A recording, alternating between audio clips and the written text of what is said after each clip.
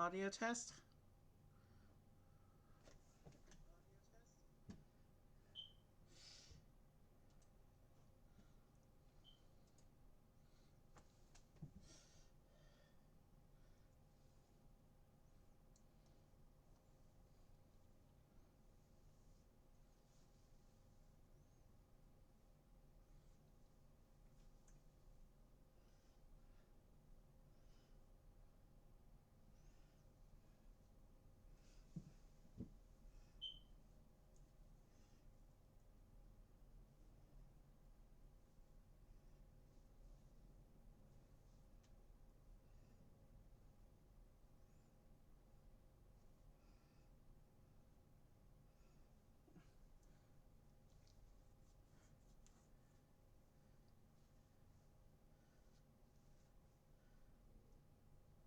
Good evening, and welcome to another episode of Eagle Eye Mysteries in London, featuring Brett the Breton. We're just waiting for him to connect.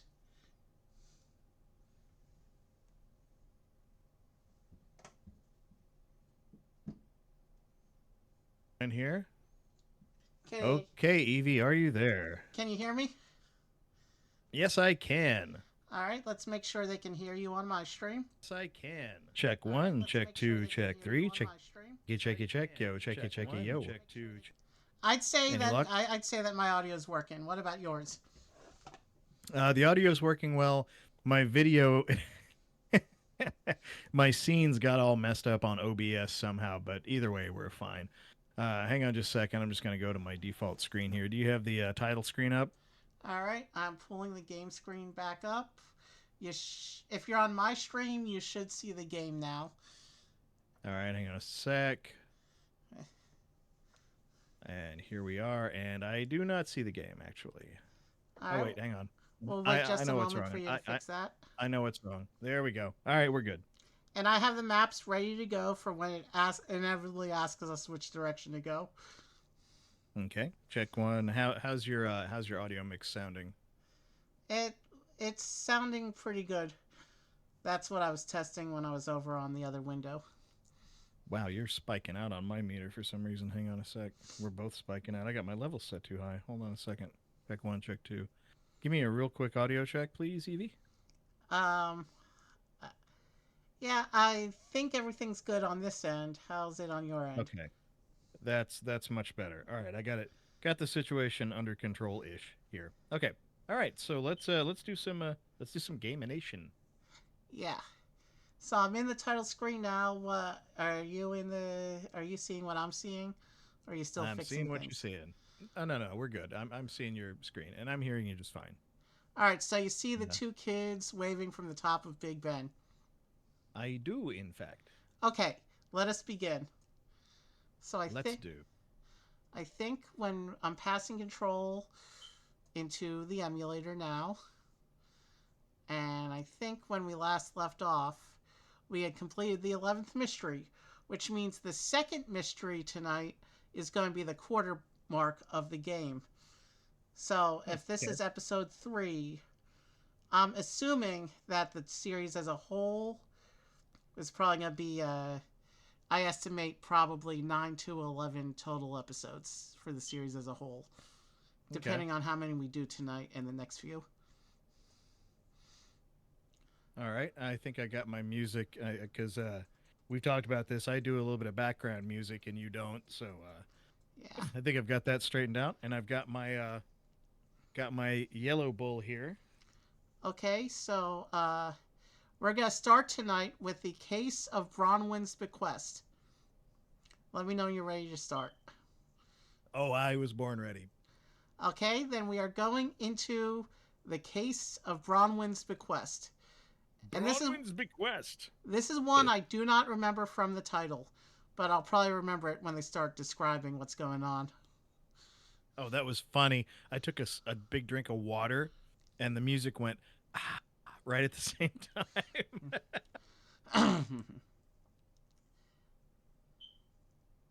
This is you. Oh, am I doing this? Oh yeah. Just a quick hang on, this music got louder for some reason. I don't think this is at the same volume level through the whole piece. There we go. That's better. Okay, so a quick recap for everyone so far. We are doing Eagle Eye Mysteries London. It was a DOS game released by who did this? I don't.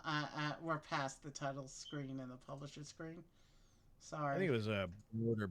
But well, 1 second. Hang on. Let me get my other thing up here, and I can tell you it was from. One moment.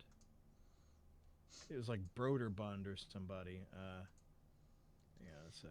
Talk for a I minute. I'm doing the thing real quick. EA Kids actually. It's a division of Electronic Arts, released in I believe 1993. Let me see if I can find a copyright date on this. I've got a weird combo manual file here from archive.org. I don't see a copyright date. Interesting. There's no copyright. Yay! Let's all make copies of it. Well, I these kid. these DOS emulation websites exist in a kind of a legal gray space. So I don't know how legal what we're doing is anyway. So Well, we're just streaming it. I mean, you know, we're not hosting the site or anything like that. So I don't think we need to worry about any of that sort of thing. And to be frank, whoever made this game is probably glad somebody is still playing it at this probably. point in time. Yeah, it depends on the company that released it. EA, I'm not so sure about honestly, but either way. All right, so we're going to hit the quarter point tonight of all the different mysteries to solve, and we Actually, are that's the very going through next mystery, not this one, but the other but the next the one. other one we're doing before the first break. Okay, cool. All right. So to keep that rhythm going, we're going to dive right in. And what was the name of this one? Do you remember? Bronwyn's Bequest, I Bronwyn's believe. bequest. Yes. Okay. So let's see. Aunt Miranda, what did she do? Jake and Uncle, I've been researching old legacies from hundreds of years ago. I've discovered a smashing one. Legacies. What's a legacy, Aunt Miranda? A legacy is anything that's passed down through a family from one generation to another. It's another way of describing something you inherit from your family. These old legacies are rewards that towns gave to families of people who were heroes or did other special things. They gave a reward to a whole family, so anyone born in that family forever gets rewarded. Something like that. I'll tell you more when you get here. I need your help to finish my research. Please come round to the British Library at the British Museum straight away. Excellent. We're on our way, Aunt Miranda. When in England you would refer to her as Aunt Miranda. Don't forget, these kids come from America, so they still have the American pronunciations. Oh yeah, that's true. That's true. Yeah, yeah. I'm on a bus. I'm on a bus, bus, bus. I'm on a bus. And now I'm not. What's up? Aunt Miranda is talking with that policewoman. Oh, she went with us, I guess. All right. Well, Let's no, she see. was on the PC. phone, remember? Oh yeah, yeah, yeah. PC Bardbrook. That's right. I forgot about that. I've examined the law Miss Eagle has found, and it seems quite valid. But does anyone make shields and armor these days? I suspect not. Uncle and Jake, this is Officer Badabook. But what? Bardbrook. Badabook. She's an Australian boogeyman. Let's try that again. Uncle and Jake, this is Officer Barbrook from the London neighborhood of Hampstead. She said this ancient. Uh, she says this ancient proclamation I found is still in effect. According to the law, any maker of shields can claim a prize from the people of Hampstead once every 100 years, but they must descend from a family of shield makers. The proclamation describes a lovely old ceremony. They test a shield to see if it's as strong as ancient armor. Then they have a grand party with games and dancing. It would make a great story. But remember, to claim the prize, a person must meet the. I feel like I've become canine. A person must meet the conditions exactly. The law is the law. That's it. She'll be canine. Can you children help me out? Find out if anyone around here still makes shields. Maybe we'll discover that their ancestors were shield makers too. Maybe Nigel can assist you. He's gone with one of his friends to Kenilworth Castle to see a medieval fair. Wow, this scroll must be hundreds of years old. It's so old some of the words are strange. They're spelled very different than how we spell them today. Fortunately for us, Aunt Miranda has written out a translation. Be it declared forever that I, Bronwyn, wife of Idris of Hampstead, in return for the miracle of my husband's life, direct that all the town of Hampstead shall, every 100 years, celebrate the excellent skill of the shield maker with a celebration. I think that means a shield saved her husband's life, and in return she established Bronwyn's bequest. Once a shield be tested and found good, the maker of shields, if they be descended from shield makers, will be entertained by dancing, music, and sweet singing, and will eat and drink the best wares of Hampstead for a day. Excellent. All we have to do is find a maker of shields whose parents or grandparents or great great grandparents made shields, and Aunt Miranda will have her party. NVIDIA shows up with the NVIDIA shield. We make shields. We are now going to Victoria Station so we can take a train to, I think they said, Kenilworth Castle. But right now we're on a bus, on a bus, on a bus. Yeah, yeah. Now we're getting on a train. Getting on a train, getting on a train. We're headed northwest to Coventry, according to the statement. And we have Kenilworth one of Castle. these. We have one of Yep, these educational site blurbs. yep. Kenilworth Castle in Warwickshire was erected in the early 12th century.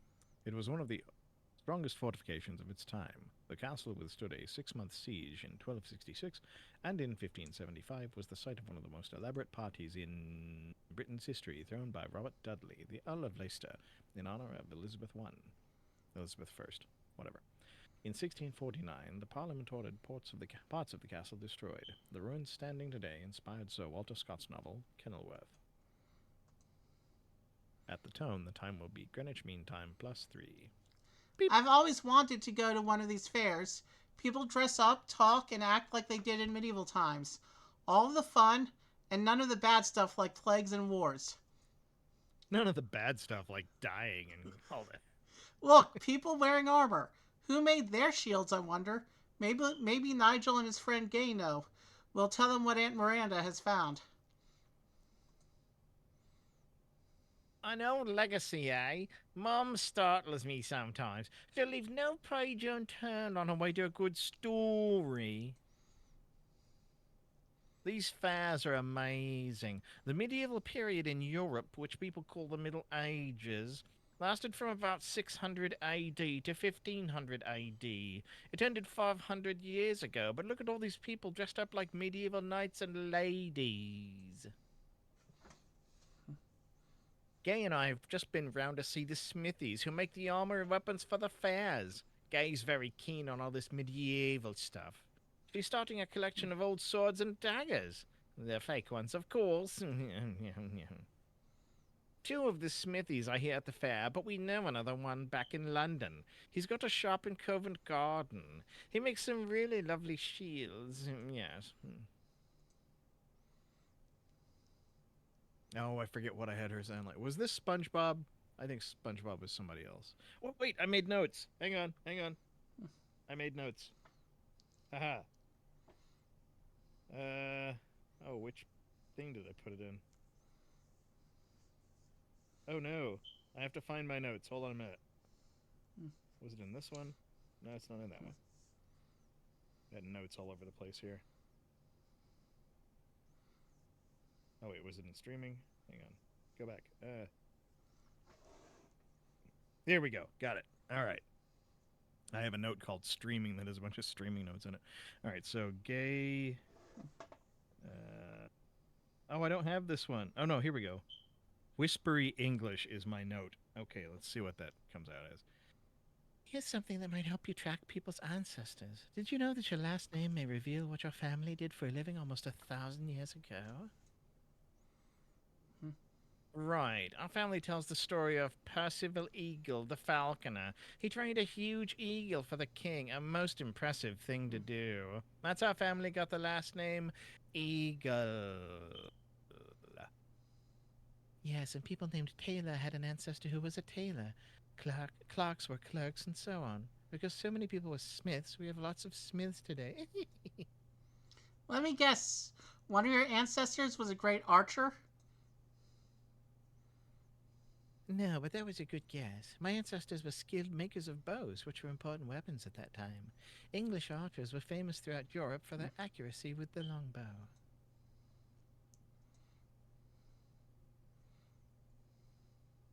His name is Armor.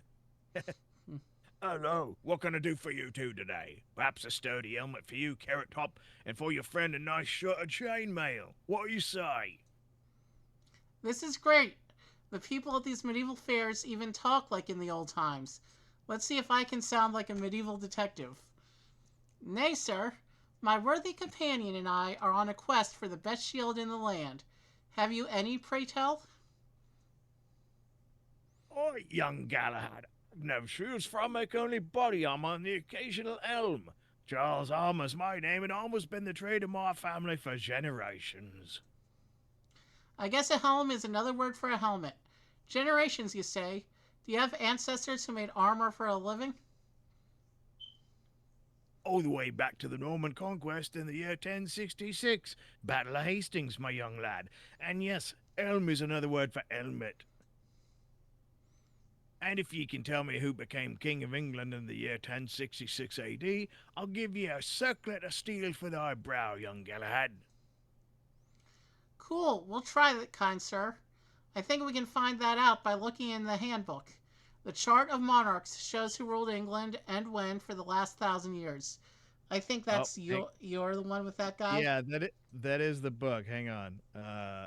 Where is it? Gather clues. The but Huh. decoder resources. What is this? Can I zoom in?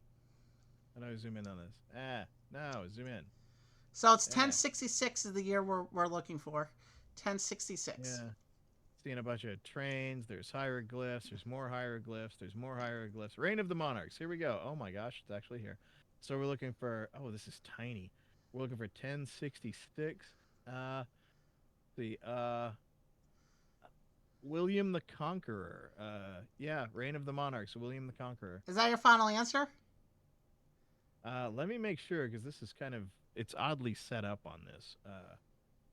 It's like a list, but it's broken into pieces. Let me make sure Well, that my it's other choices are Charles yeah, I and Henry V, and I think they came much later. yeah, no, it's William the Conqueror, 1066 to 1087.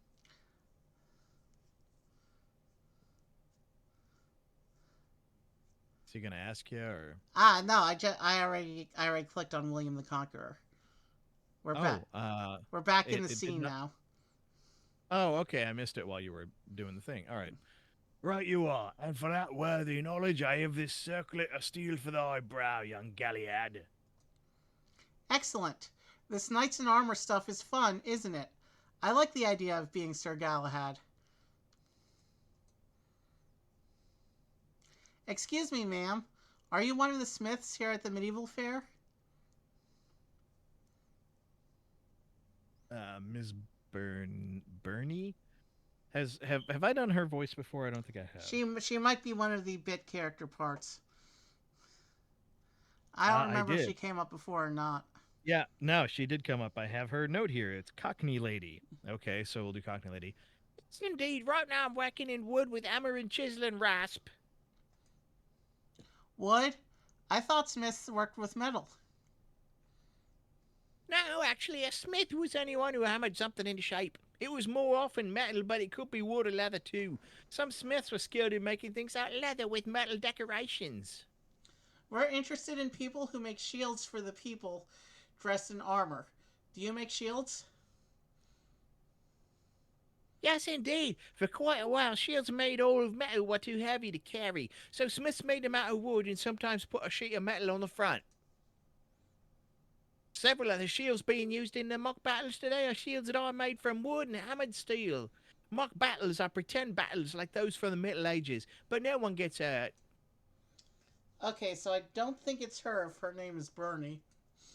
But let's go back to London and meet the third and final Smith.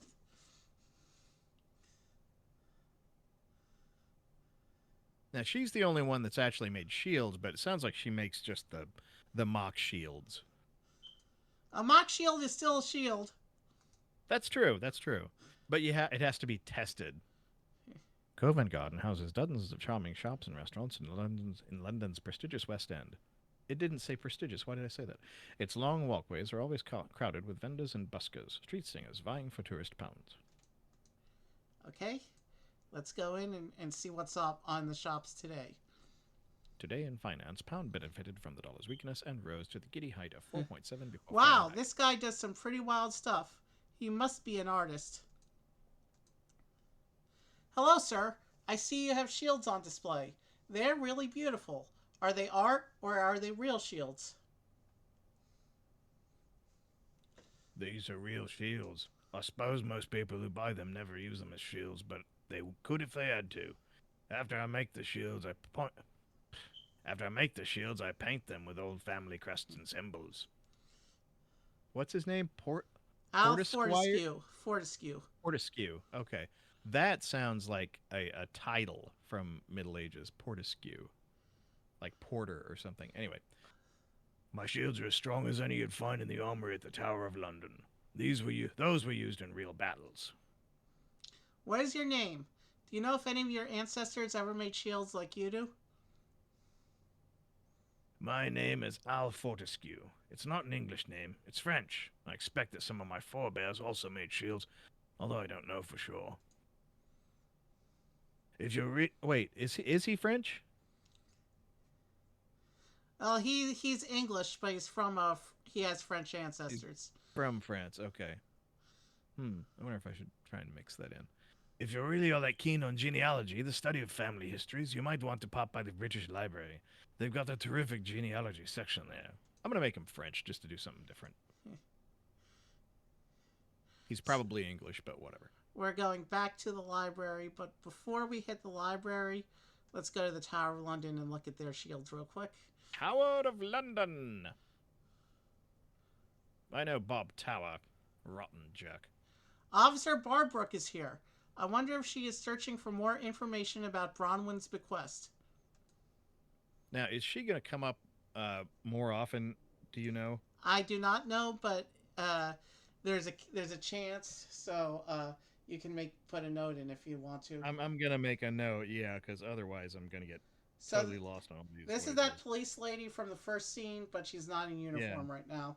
She's touristing right now, I guess, yeah. or I'm off still duty. gonna She wouldn't I'm be a still gonna tourist. make her. She's from London. Yeah, yeah. I'm still gonna make her canine.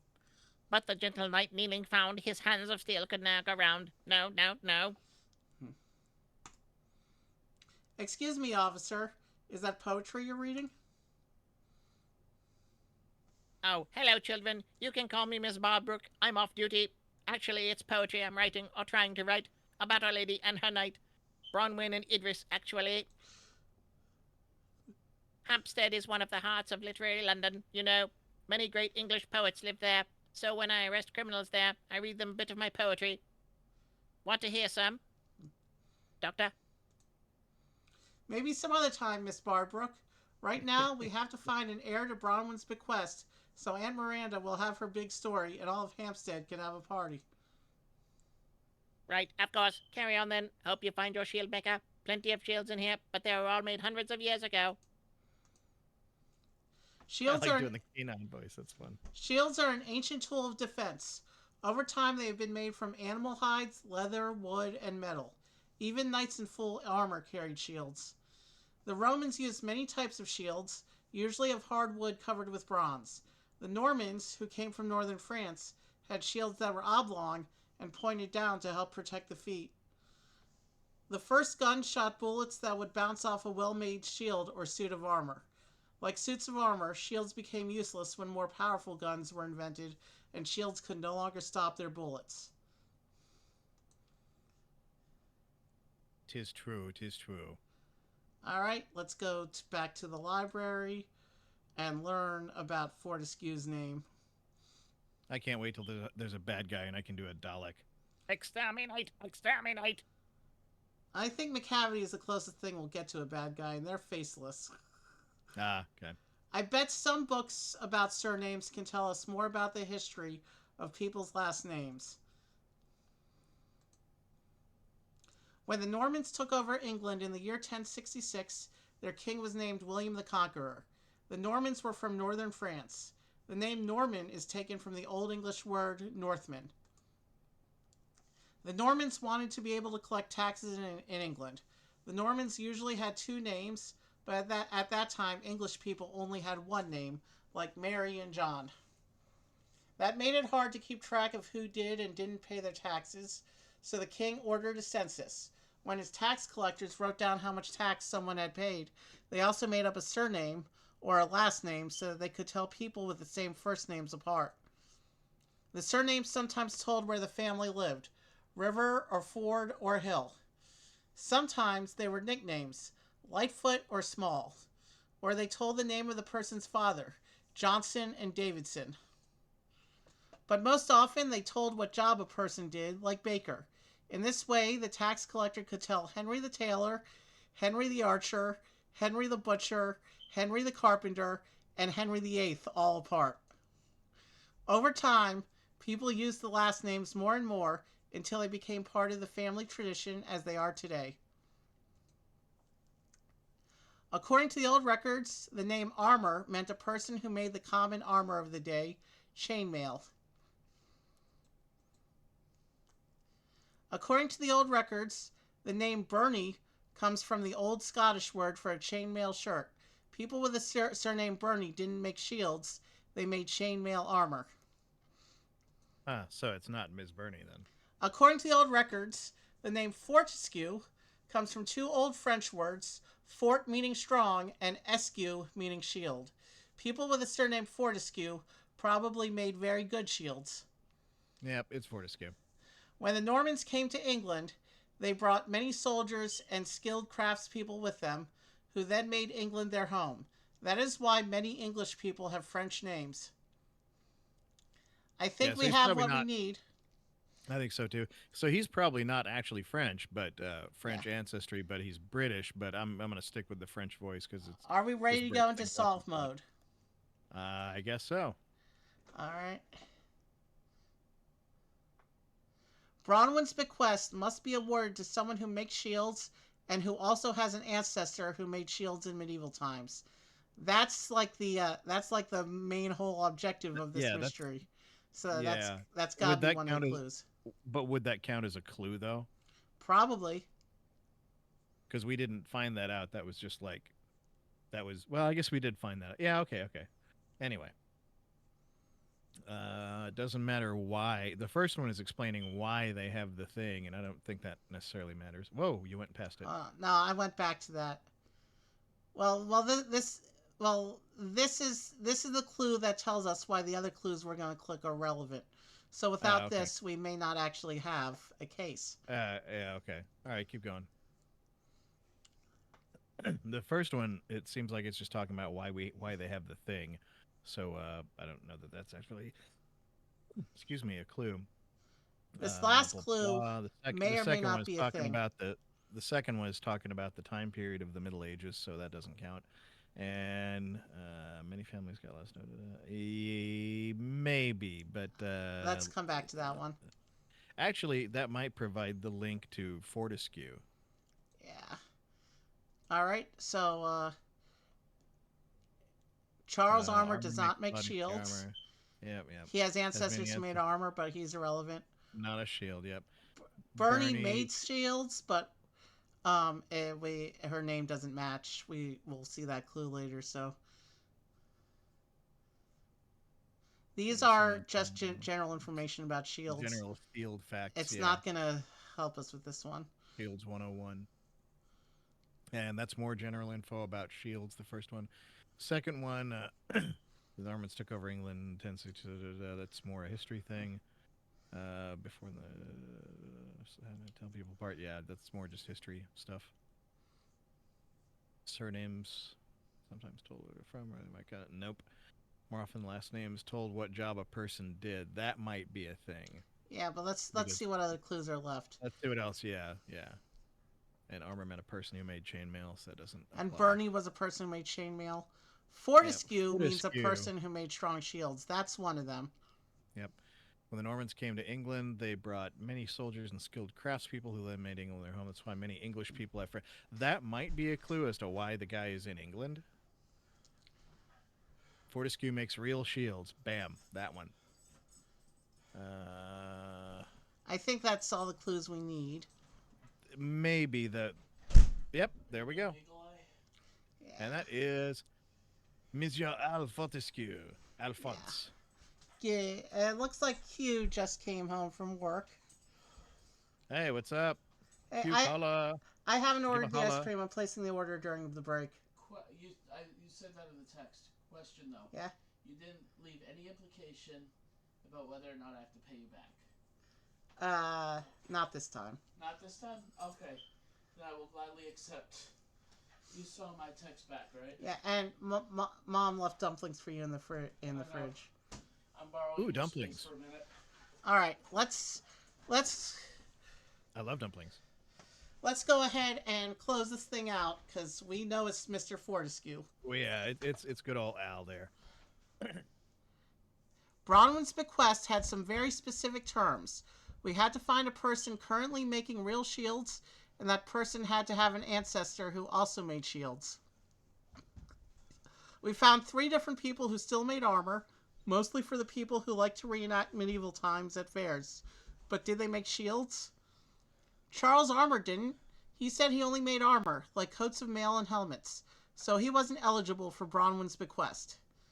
Marissa Burney made shields, but we found out her surname, Burney, meant her medieval forebears probably made chainmail, not shields. That rules her out.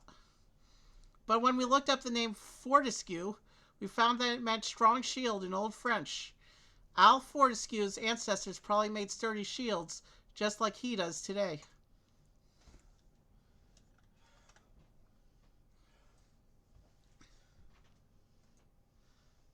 Hampstead revives long lost holiday. A lucky London man was celebrated in style in Hampstead today, thanks to Uncle Evie and Jake Eagle, American detectives from the Eagle Eyes Agency. Al Fortescue, artist and armorer, was honored by a decree made in the 13th century by Bronwyn, Lady of Hampstead. At the holiday, men at arms reenacted the dramatic scene when Idris, Bronwyn's husband, broke his sword and depended on shield alone to fend off 4 brigands. Those brigands. Miraculously, the shield held, and a grateful Lady Bronwyn declared a ceremony forever to honor makers of shields and their descendants. Uncle discovered Al Fortescue's last name means strong shield in Old French. Bobby Beth Barb Bobby Beth Bardbrook. Why is that so hard? Bobby Beth Bardbrook said. There we go. So he knew that Al's ancestors made excellent shields just as he does today. The clever Eagle Eyes brought on Bronwyn's bequest. Amid medieval dancing and music, the crowd feasted on Hampstead's best roast beef, fine cheeses, and Yorkshire pudding. Roast beef? I want roast ale. beef now.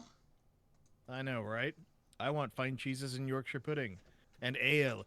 Bring forth the mead! There is no mead Give me here. 1 moment and I'll click us over to the next case. I am sad. There is no mead. I search for mead. I see none. Okay. Let's see what's coming up next.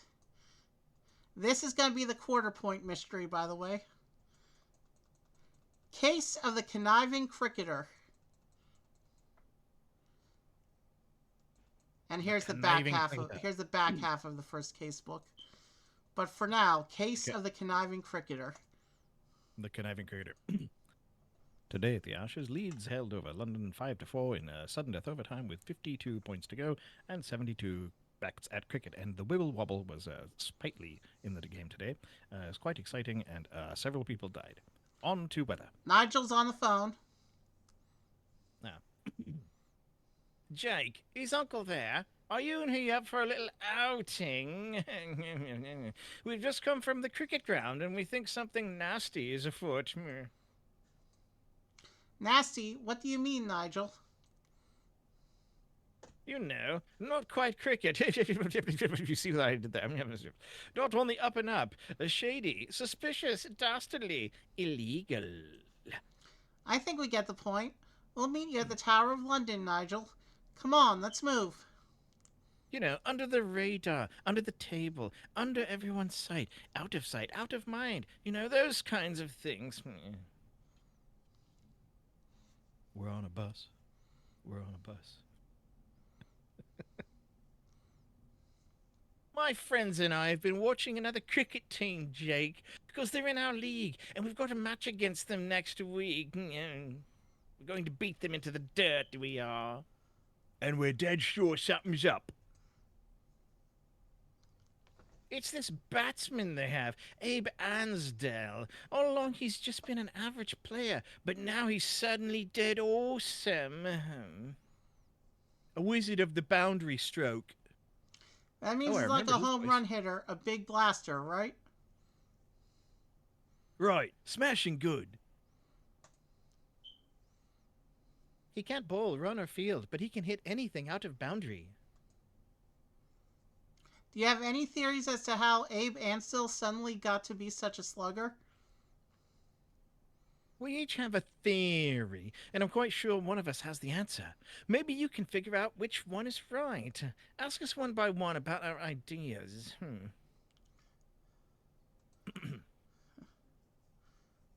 I, of course, have hit upon the true theory. He's using an illegal bat.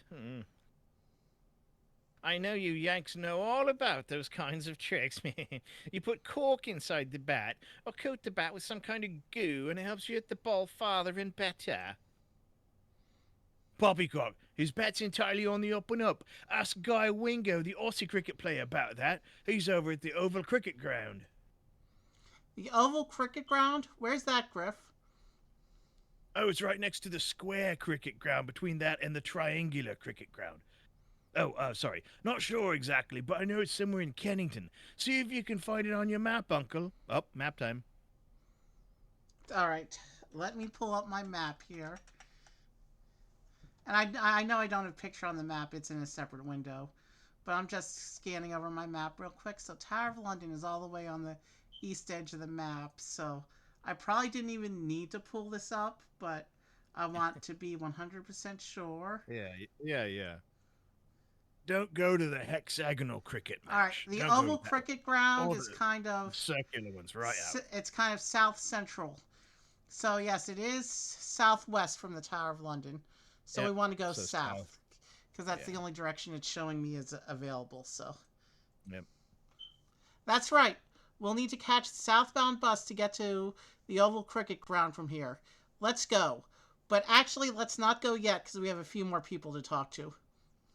Yeah, let's do the rest of these.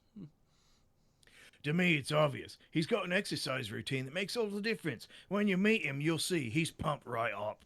I think it's roids. The chaps on his team tell me he exercises every morning without fail, rain or shine. But how he exercises, that's all a secret. In it. Secret in my ears. Dash off to Trafalgar Square. I hear he exercises there every day. My theory is that he isn't Abe Ansdell at all. He's a ringer, as you Yanks say. We kind of remember what Abe Ansdell looked like last year, but we haven't seen him since then. This could be the same new kid who's taken his place for the summer. Oh, right, Aaron. I think if you go to Scotland Yard, Uncle and Jake, you can check the records on the Ansdell family and prove Aaron's theory is wrong. All in the grip, says I. The way he holds the bat. Super secret. Magical. Oh, hey, Shinobu. We got a Shinobu. What's up? Ha! His grip's no magic at all. Check out the grip of the prince in Madame Tussauds Wax Museum. Abe Ansdell's grip is just a dead copy of his. It's his sunglasses. Ever since the summer began, he's been wearing those big dark glasses like Terminator. And he's been batting really well. I think the sunglasses help him see the ball better. They're like magnifying glasses or something. That's my theory. I doubt it, Dorothea. A quick jaunt to Dark-Eyed Beauty, the sunglasses shop on Quaint Street, would disprove your theory. The map's distracting me. Let me get back to this. All right, we're good to go. All right. While you're doing that, hey Shinobu, yeah, we got a little bit of a late start tonight. We Wow, we actually had far fewer technical difficulties, but we both had late dinners. So yeah, we've got a here we lot are. of places to check out. We're gonna start by And Quaint Street. this adventure that we're doing right now is the 25% mark of the whole series of all these. Nigel said the people in the sunglasses store could tell us if there was anything special about Abe's sunglasses. That was Dorothy's theory about Abe Ansdell's slugging power. Do you remember what the various theories were?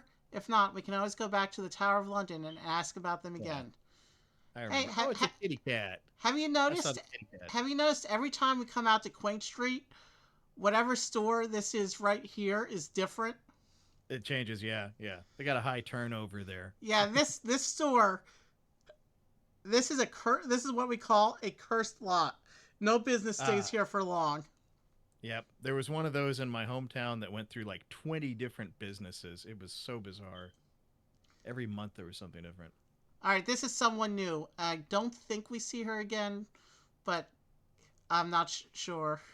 Like a lot of the Okay. one-offs in the first case book will have like one more one-off in the second case book, but I don't remember who, what exactly, why. So Hmm.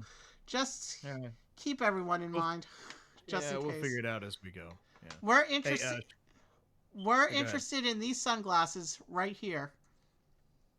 Hey, Shinobu, just a quick note. You missed it earlier. We had a police detective lady, and I couldn't think of what to do, so I did her as K9. Hello and welcome to the Tower of London. Blah blah blah. It was fun. I like doing K9's voice. Oh, yeah. Let's see. I've already done Julia Child for somebody else, but I'll do it again. Yes, our goodness brand. Very popular in America. We're wondering if these sunglasses can help in sports. Someone we know plays cricket, and maybe these sunglasses help him to see the ball better. She's like a cross between Ms. Doubtfire and Julia Childs. Nope. Brand ducks. Best to choose a pair that fit your face the best. That's it? That's all from her? Ah. I actually put thought into a character for that. Oh well. We're going to Madame Tussauds next. What is that guy reading on the newspaper? He's always reading the newspaper. I love Madame Tussauds, especially the historical figures like Napoleon and Henry VIII. It's like a step back in time, but the Wax Museum is always crowded with tourists. I am Henry VIII. I'm Henry VIII. I don't know the words to the song. Let's go on. Hey, look!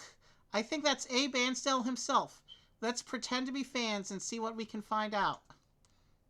Excuse me, but aren't you Abe Ansdell, the cricket player? We saw your last match. Your batting was awesome. Can we get your autograph? Okay, this guy is totally oh god, what's the actor's name? Joe from Family Guy. All right, his I can already see his language looks a bit off. Do this guy humor me and do this guy as an American. I was just gonna say this is perfect. Okay, my autograph? Ah, no one's ever asked. Hey, sure, I got a pen and paper here in my pants. Here you go. Yeah, I ripped so many homers out of the park, the pitchers couldn't believe it. Got any tips for us on how to be a slugger like you? Roids, lots of roids. Sorry, I've got to get going. I'll see you around. My voice is just barely not deep enough to be able to do. What's his name? Do you know Evie? The guy that does Joe on Family Guy. I can't think of his name. I'm having a brain fart. The Prince was the nickname of J.S. Ranjit Singh, I a guess great cricket batsman who played for Sussex around the turn of the century. They show him gripping the bat, but I don't see anything secret or special about his grip like Felix claimed.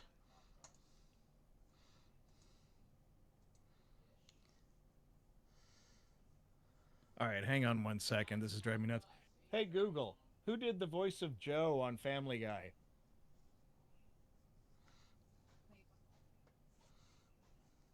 Patrick Warburton. Thank you, Google. All right, Trafalgar Square. Trafalgar Square lies at London's heart. The 185-foot central column supports a statue of Admiral Horatio Nelson, one of Britain's greatest naval heroes. The square commemorates his 1805 victory at sea at the Battle of Trafalgar.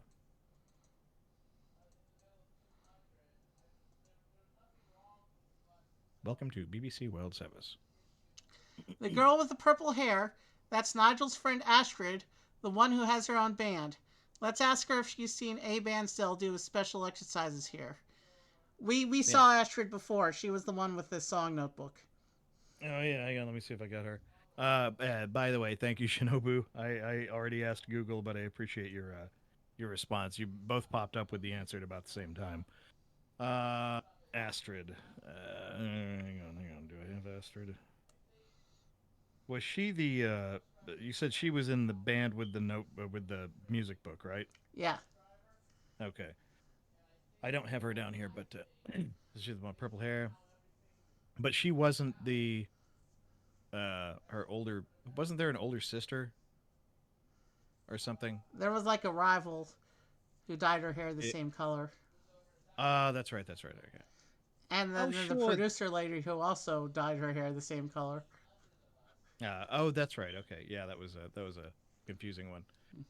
But the confusing ones can be good because they make you think. Anyway. Oh, sure, the kid in the sunglasses. Yeah, he comes out here every morning, takes a turn or two around the square, jogging, you know, marching up and down the square. So he doesn't do anything secret or unusual? Nah. Now, if you don't mind, I have to get back to my music. I sing here in the square to try out my new material. People here don't worry about hurting our feelings. If they don't like a new song, they just walk away. And then I follow them to their hotels and kill them. You didn't hear that. Scotland Yard. Handsome cab, it's a handsome cab. It's the most handsome cab, yeah. Here at Scotland Yard, we can look up records about the Ansdell family. Maybe Aaron is right. Maybe the guy pretending to be Abe Ansdell isn't him at all. And look, nobody's there. Yeah, Scotland Yard is just it's tea time. You went out during tea. Hey, criminals, now's your chance. Get out there while they're not paying attention. They're all having tea and crumpets. And Sarah, Ansbury, Ansbrow. Oh, here we are. Ansdell. This is the place where I had the guy that I was doing as Matt Berry. Dang it, I wish he was in. Okay. It says here the Ansdells have lived in London all their lives. They have a son, Abraham, who was born the same year as Nigel. So that's all we got on him. So the real Ansdells are Londoners. Yeah, but that guy we talked to didn't sound like a Londoner, but we still have to go. He's not from London. We still have to go to the cricket ground. He's probably from Rhode Island. Probably. Mr. Guy Wingo is from Australia. He is a famous cricket player. He's also the one who's running the summer cricket league that Nigel plays in. Guy Wingo. Mr. Wingo, we're detectives from America, and we're on a case about cricket. Can you explain the game to us? Let's see. Guy Wingo, what should he be? He's Australian. He's an Australian visiting London. Yeah. Don't take this the wrong way, but no, I can't. Cricket's a very old game with lots of funny, complicated rules and funny, complicated names. You have to watch it for a while before you catch on. It's like baseball in that way. He's right about that. Baseball was inspired by cricket, so they're a bit alike. There are 11 players to a side, and you must win by scoring the most runs. I read that wrong, but whatever. But in cricket, the pitcher's called the bowler, and the batter's called the batsman. The bowler gets to run towards the batsman when he tosses the ball. A set of sticks called a wicket is behind the batsman, and he has to make sure the ball doesn't get past him and hit the wicket. Oh yes, the games can be 6 days long. There's no such thing as a homer in cricket. Instead, if you hit the ball out of the playing area, it's called a four, and you score 4 runs. 6 runs if it flies out without hitting the ground. Wow, 6 runs. Now that's a grand slam. Mr. Wingo, is it possible for a player in the Summer Cricket League to be using an illegal bat?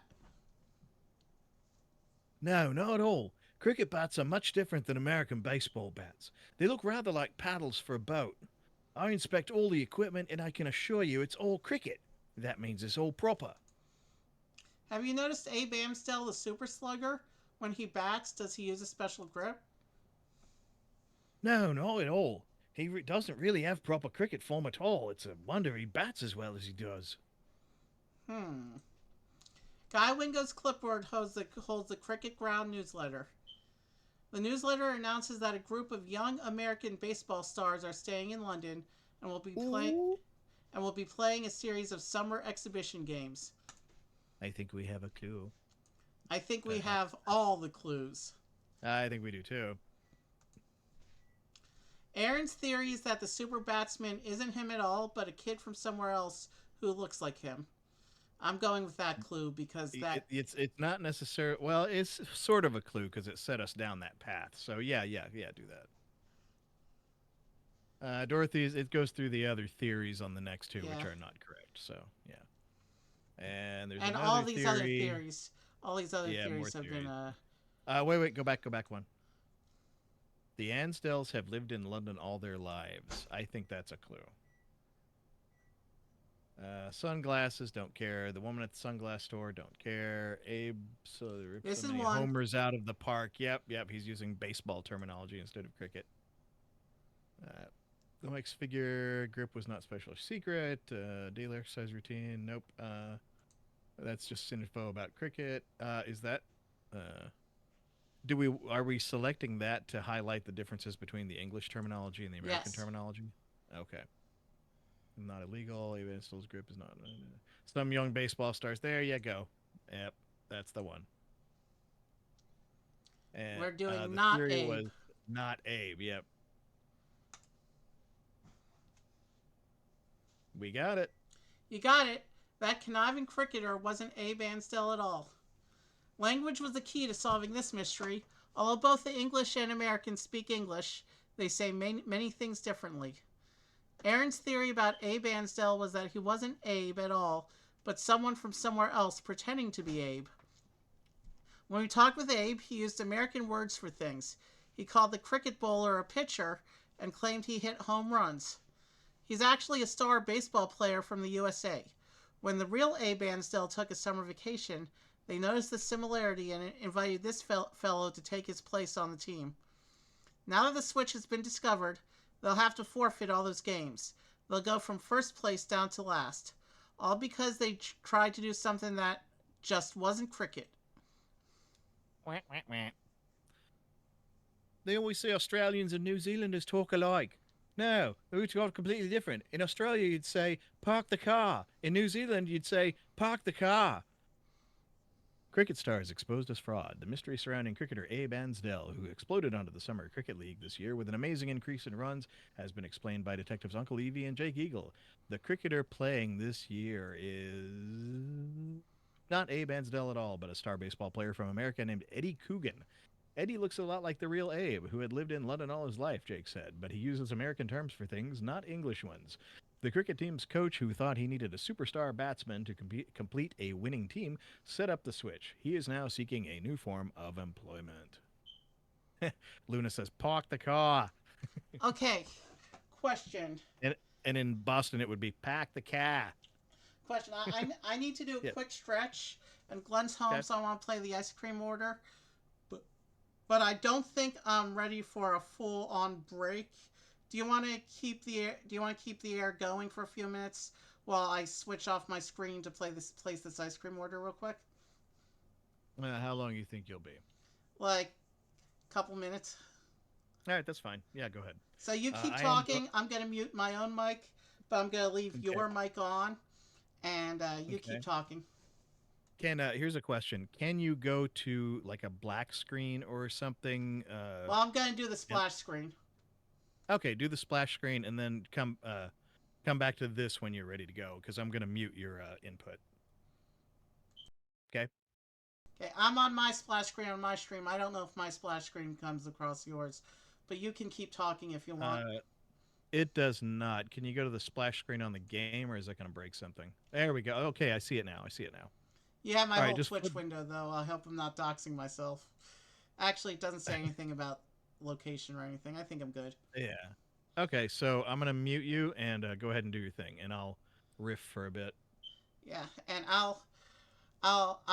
when I come back online, you'll hear me talking again because I'll unmute.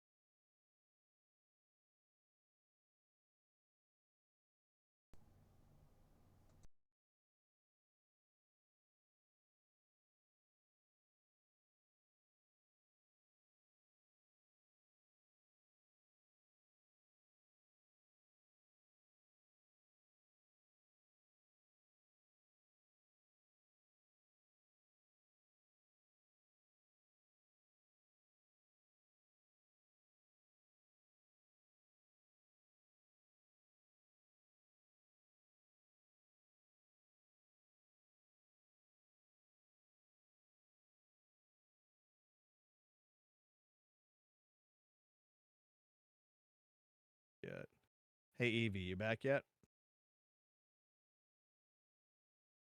No. I guess that's a no.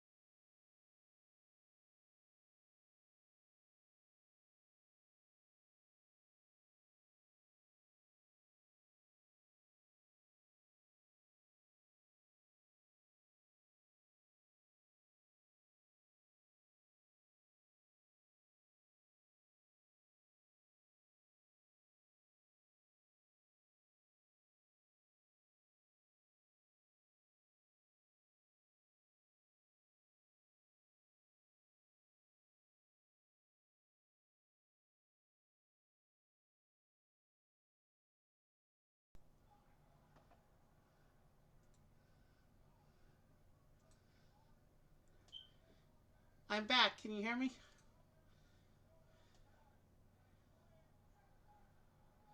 So yeah, I guess we're just waiting for Brett to come back at this point.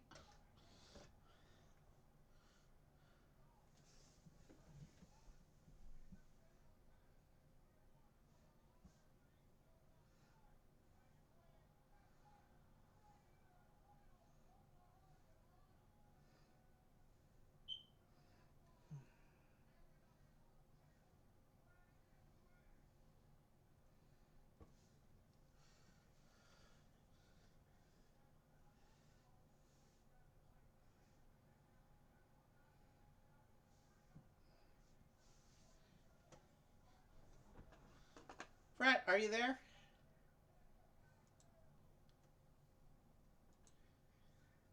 Okay, we have a new London mystery to solve. Where did Brett go? Um, let me think.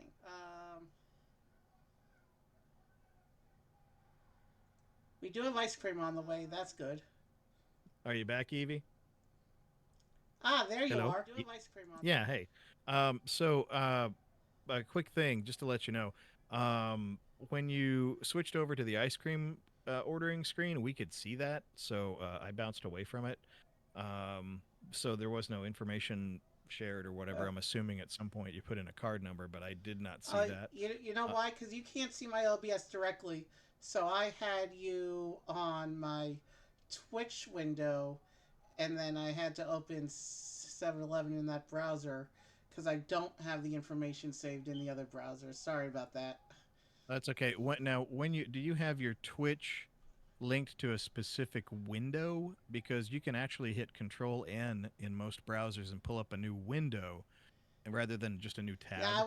And I wasn't even thinking about that. I'm sorry, because okay, I didn't know if I you. don't open new in my normal day to day browsing. I don't open new windows when a tab will suffice.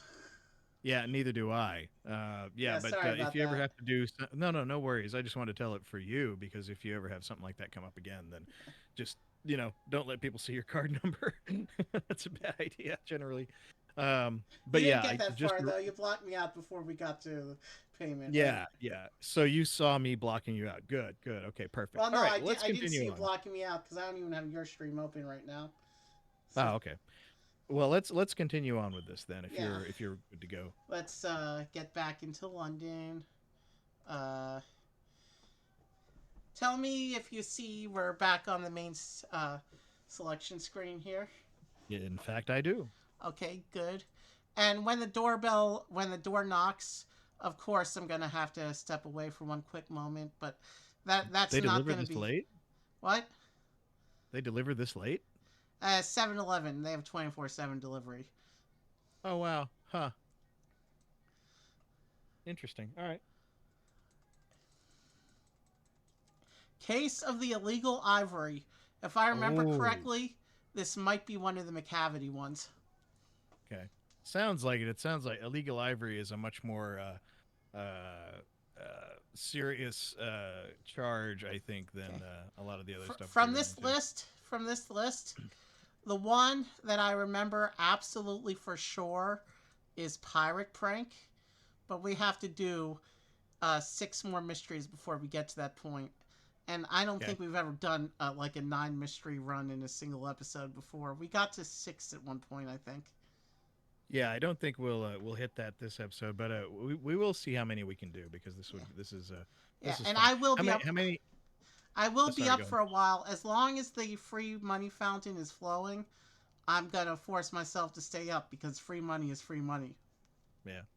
For those who don't know, he's referring to some sort of a website where he does jobs and stuff for people. It's a little work He, opportunity thing, it's but underground hacking and I'm well, kidding. no, it's not underground hacking. But I call there's one specific requester there that I call the free money fountain because it's very high pay for very low effort kind of deal. I basically just have to set a timer and let it run. So I actually have that going in the background. Oh, okay. I've Yeah, made that's fine. $200 so far tonight. That's All why right, we're so getting let's ice cream. oh, excellent. There you go. Oh, dang, that's pretty good. All right, so scroll back up just a bit. We got how many on the screen do we have right now? We got one, two. Go back down. Okay, yeah, all the way down. So And this is the remaining 12 from the first case book. We're all right, halfway so we through got. the first case book. Oh, I thought we were at 25%. Oh, 25. Got it. Okay, never Because mind. there's a second case Yeah, book behind this one. yeah. Okay, We gotcha, can probably gotcha. All knock right, this one out between this episode and the next episode, and then all right. the Let's episode do it. after that will be starting the second case book. All right. Well, then let's do it. Let's do the thing. All right, case of the illegal ivory, which I'm 90% sure is a McCavity one.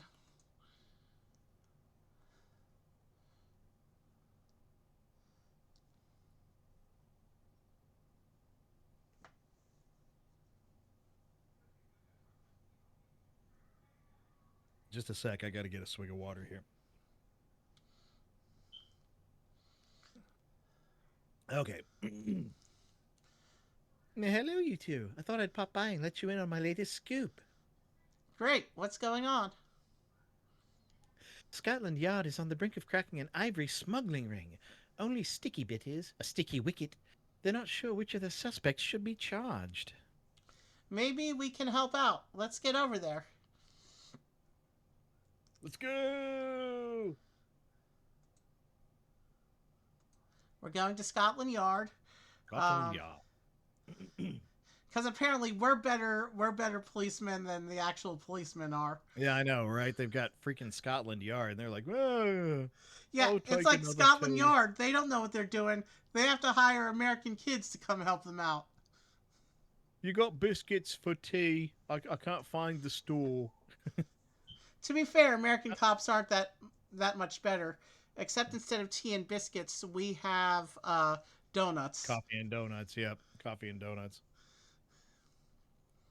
All right,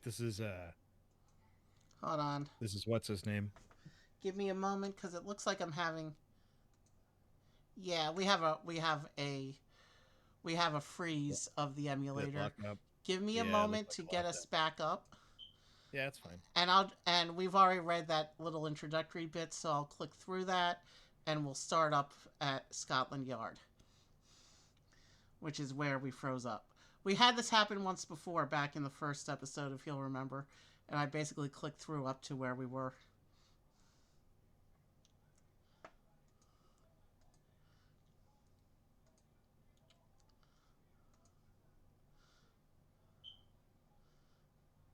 Now, it looks like Jennifer doesn't show up at all. I thought she was a side character when you don't use her, but I guess not. So I think for the second casebook, I'll switch over to her card.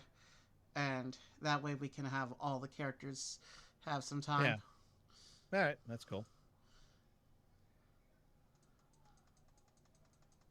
I don't do voice work though, so she'll probably have the same voice that he does. That'd be funny. I mean, you are related, so They are you would twins have the same. technically. Yeah. So we You'd have already the did same this kind of part, voice, so maybe. I'm not gonna make you read this part again. Basically, there's an ivory ring. Scotland Yard's on the case, and they don't know what they're doing, and they called us. So that's where we are now. Yep. On a bus. Goodbye, bus. And we didn't actually get to click on anything in Scotland Yard, so here we are. Right. Yep, Wow, Scotland Yard must be taking this case very seriously. Both Inspector Blodgett and Inspector Gage are on the case. You met both of them before, by the way. Yep. Britain and many other countries, including your United States, banned the import of ivory in 1989. That means no one can bring ivory into the country at all.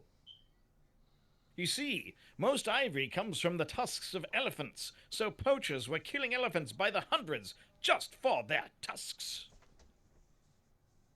The laws against the ivory trade were made to protect the elephants, so that they would not become endangered. You could probably find out more about ivory and elephants from the lads at the Natural History Museum and the London Zoo. I do not remember what this guy sounds like. Hang on a sec. Let me see if I got him on a note. One moment. What's his name? Blodgett? Blodgett.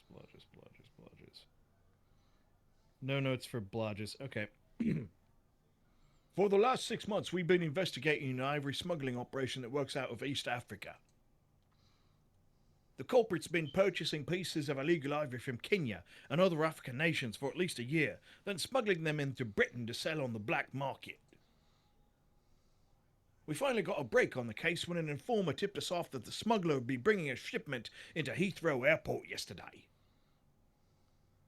We carefully searched all the baggage coming into the airport that day and came up with 3 suspects. Unfortunately, each one of them claims the ivory we found in their luggage is legal. I will make it legal.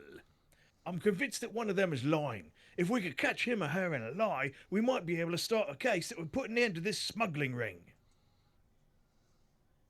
So far, however, their stories seem to check out. The Yard would be really grateful for a bit of eagle eye help here.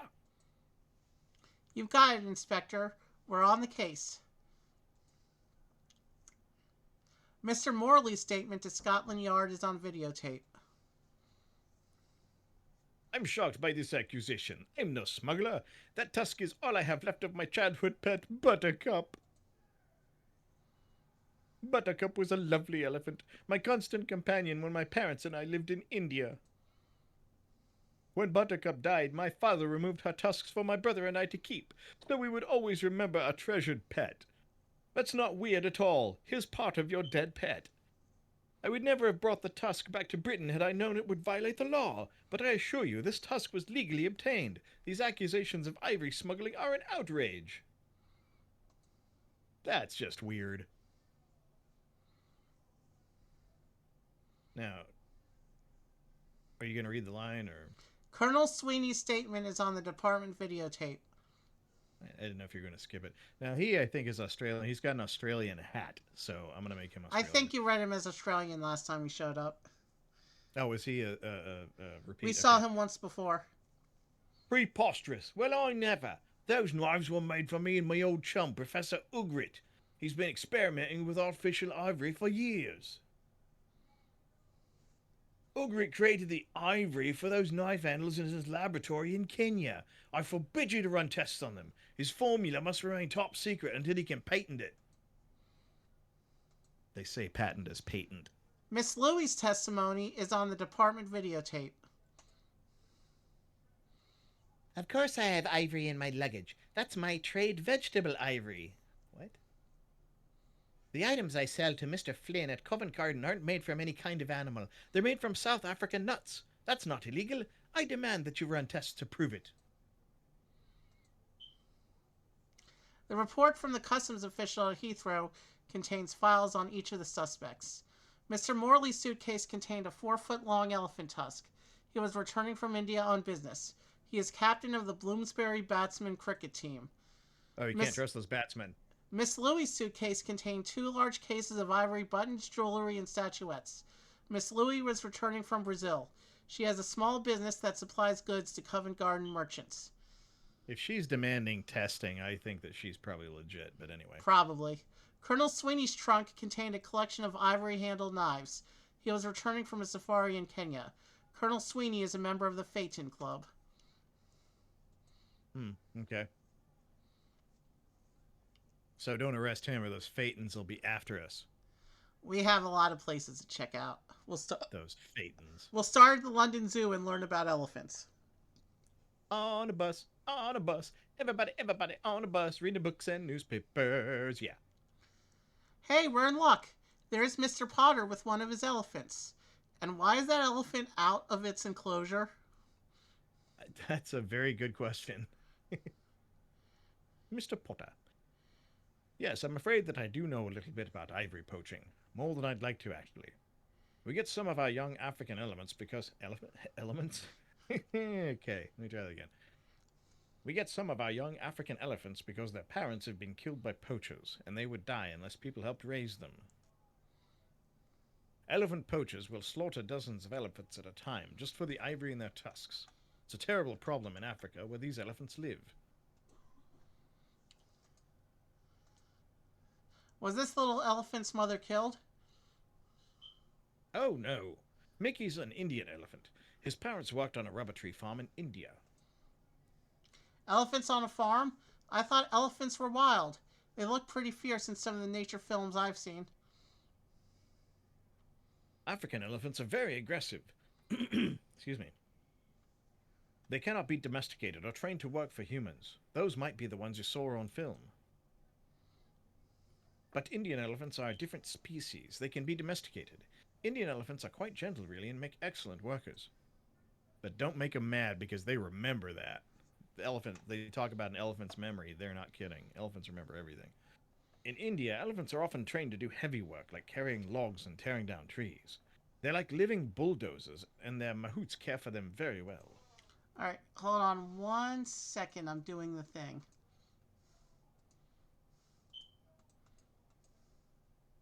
Sorry. I should change him to just straight up Captain Picard. I'm getting close to that anyway, so okay.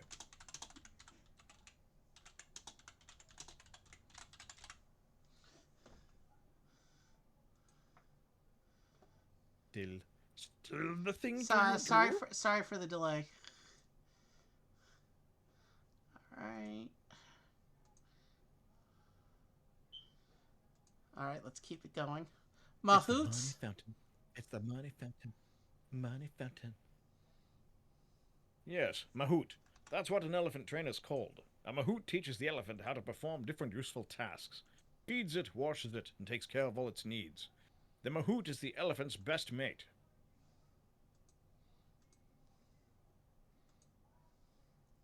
Mickey is an Indian elephant. Her ears are small and she has no tusks.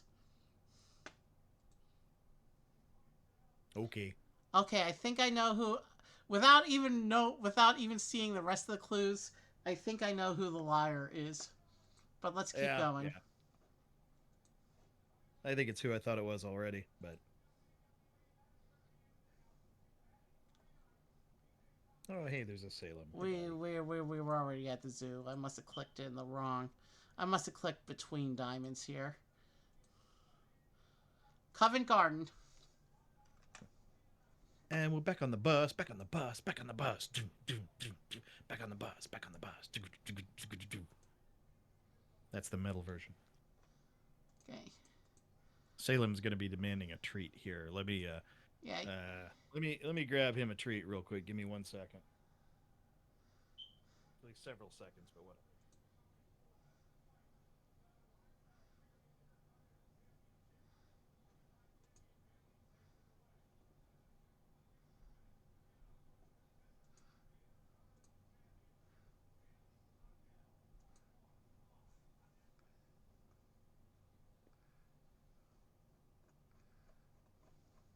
So sorry, anyone with a cat can vouch for it. If they need treats, they need treats. Yeah. And you have to snap to it. All right, anyway, back to it. Did you already read your line, or? No, I didn't read my line yet. I'm Okay. just typing something into the other window real quick. Ah, all right. Like I said, free money is free money, so. Alright. I'm good for the next 20 minutes. Let's get back to this. Miss Louie said she does business with Mr. Flynn in Covent Garden. If anyone knows about her stuff, it should be him.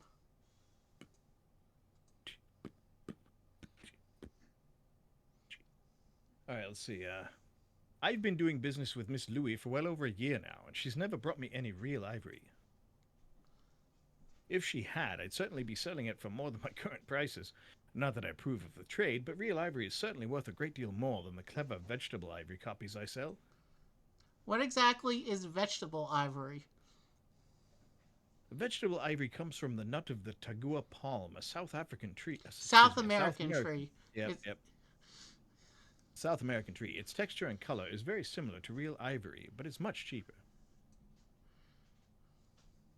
Everything I sell here at Great Pretender is fake. That's why it's all so cheap. I sell costume jewelry with jewels made from paste, and figurines that are nice little copies of very expensive porcelain pieces. Everything I have is clearly marked as a copy. I wouldn't try to cheat anyone, but I'd never sell a bit of the real thing as a fake. That'd be daft. And I am not a punk. Therefore, I am not Daft Punk. A very expensive-looking ring is set in the center of Mr. Flynn's cart. The tag on the ring reads, "Genuine fake diamond in gold-plated setting, £3." Yeah. Mr. Flynn has a collection of little boxes that look as if they're made of ivory. The tag on the box reads, "Jewelry box, 100% Tagua, £5."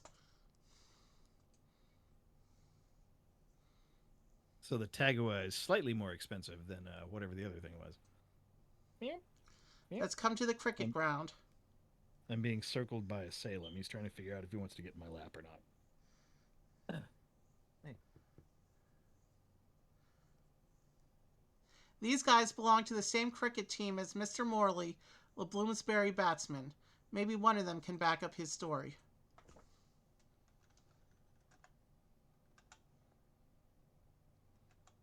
Sorry, we had to have... That's Salem saying hello. He had to purr a little bit.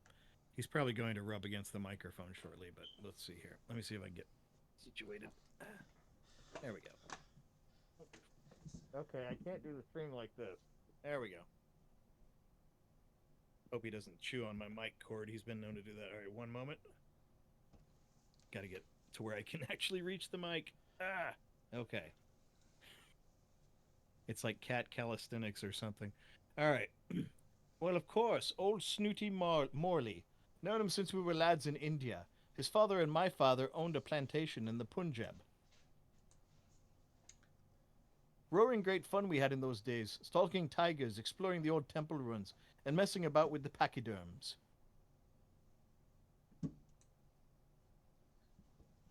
Pachyderms, those are elephants, right?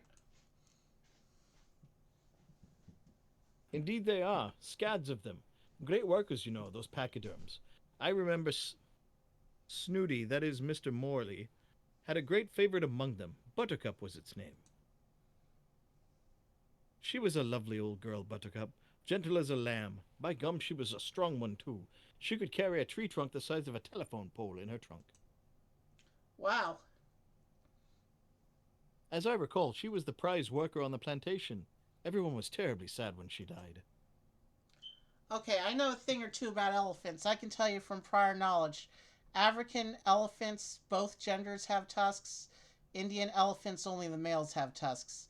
So Mr. Morley is definitely our guy, but we still have 2 more places to get clues from before we'll actually knock this out.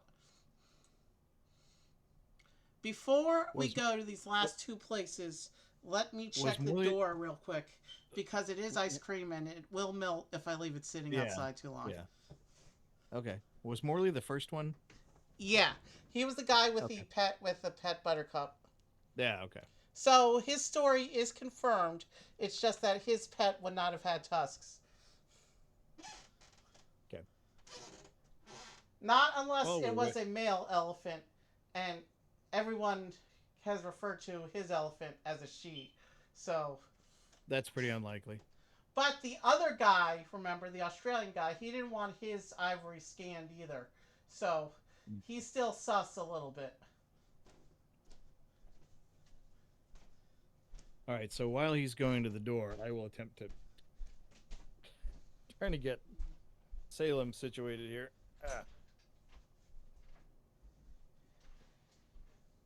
I'm very slowly rotating.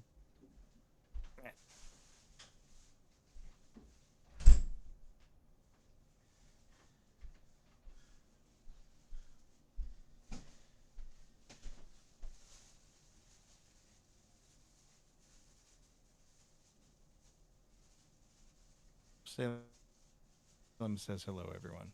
That's the ASMR portion of our show. Sometimes I can't get this guy to come to me at all, and sometimes he jumps up right on me. You're not chewing on my headphone cord, are you? Hard to tell. Normally I flip the cord around my arm when he jumps up like this, but I didn't have time to this time. He just sort of bounded right up onto me, and here we are.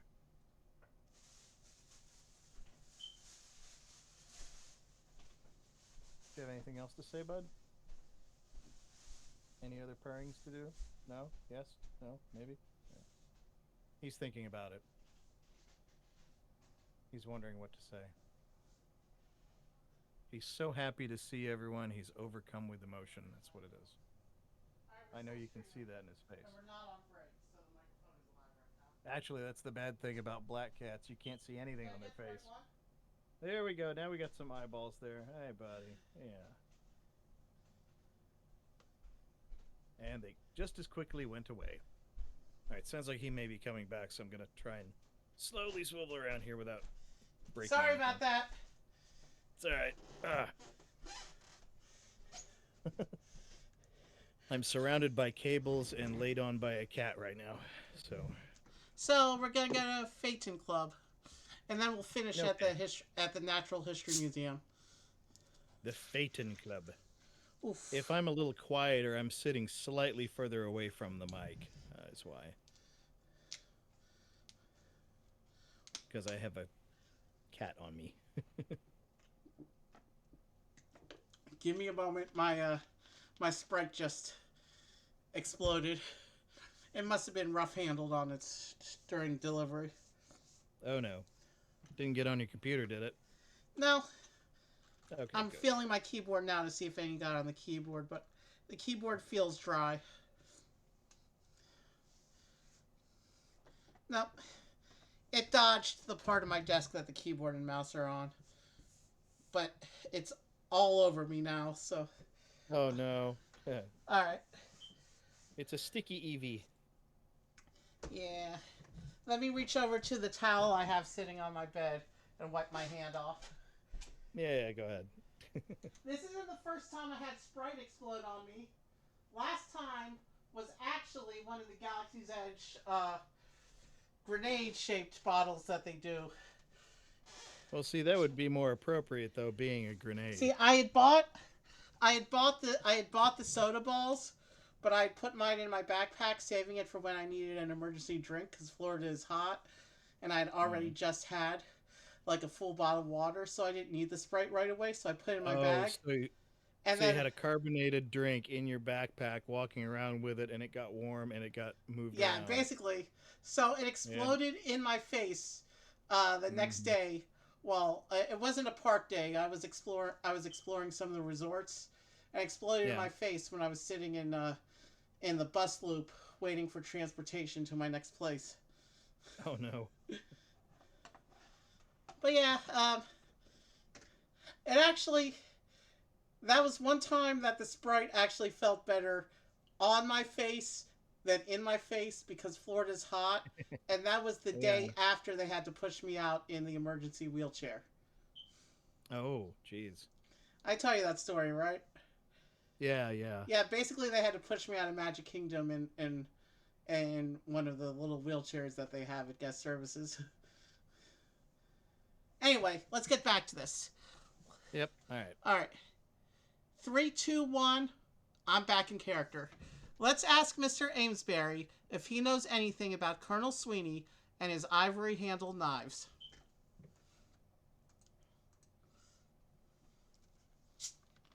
Sweeney, an ivory smuggler?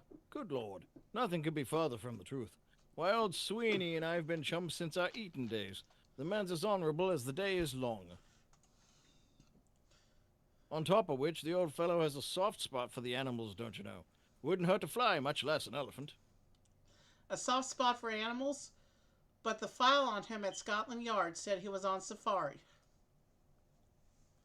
Naturally, a photo safari. Sweet. Oh, hold on a sec.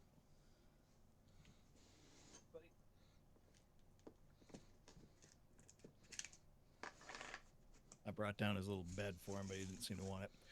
Naturally, a photo safari. Sweeney blunders off to Africa for 2 weeks each year, snapping pics of rhinos, giraffes, lions, and the like. Always comes back loaded with film and sunburnt as a crab. Yeah, this ice cream's still rock hard. I'm gonna let it soften a bit. Yeah. It's a white chocolate raspberry cheesecake ice cream. Oh, that sounds yummy. So we're going to the Natural History Museum. Righto, right.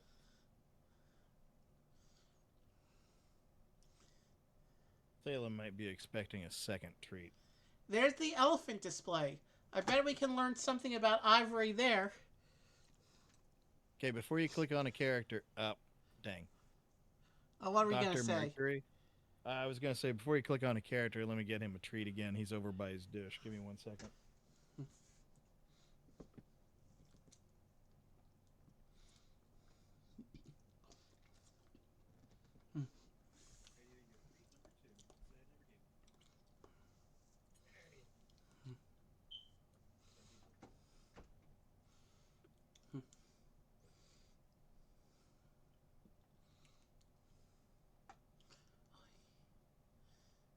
All right. Apologies for that. It's one of the pitfalls or hazards of cat ownership because the cat owns you. Okay. Let's get my mic fixed here. Good enough. Oh, yes. Elephants are marvelous. They're the largest living land animal, you know. An adult male elephant can get to be about 12 feet tall and weigh over 4 tons. That's one more than 3 tons. They're huge beasts, but they're really quite gentle and affectionate with their own kind. In India and some other Asian countries, elephants have been domesticated or tamed and made tremendously strong helpmates in the fields. I figured he's sort of the scientist type, so he would be really excited and talkative. Recently, the governments of some of these countries passed strict laws to make sure the people who work with elephants treat them well. Before those laws were passed, some owners mistreated the animals and even injured them. That isn't the greatest danger elephants face, however. These days, elephants have to be protected by law in some parts of Africa because people hunt them for their ivory tusks. It's a shame, really, that elephants are hunted at all. Ivory is lovely, but nowadays some artificial ivories are so perfectly made that one can hardly tell the difference.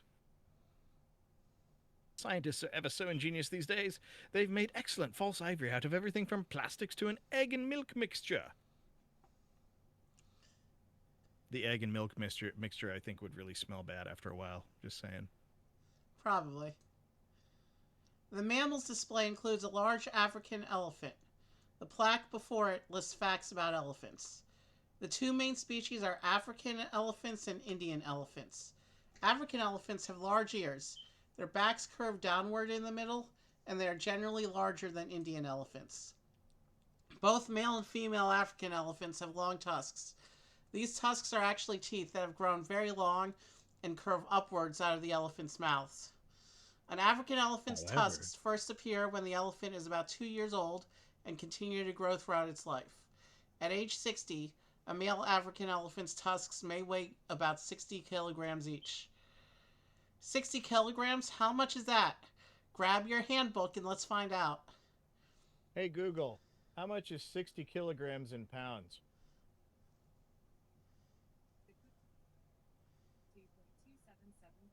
£132.277. That's right. A male African elephant's tusks can weigh about 132 pounds each by the time he's 60. That's a lot of tusk. That is a lot of tusk. Indian elephants have smaller ears than African elephants, and their heads have high foreheads with two large bumps on them. Some male Indian elephants have tusks, but females do not. The front teeth of female Indian elephants are not visible beyond the lips. So that's what we So need. yeah, so he was saying that his pet Buttercup uh, was a female, right? But Yes. yeah, but he has tusks nonetheless. All right. One of them is lying. One of them is lying about the contents of his or her luggage. Would that be a clue, or is No. that the? Okay. The next one is about Mr. Morley, though. He said it came from his own pet elephant, which would Yeah, not get have that been one. possible.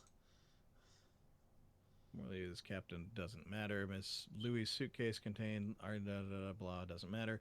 Ms. Louis sells her goods. Oh, Okay, go back. sorry. Ms. Louis sells her goods to Covent Garden merchants. Nope. I Sweeney's think trunk I'll contained a reiterate. Miss collection of Louie is knives. irrelevant. We know it's Mr. Morley. Yeah. But I know, but I wanted to kind of go through these still to eliminate them, as though we haven't already solved it. Go ahead. Colonel Sweeney's Phaeton Club doesn't matter. Ms. Louis, the operation of luggage doesn't matter. We know it. Like you said, we know it's not her.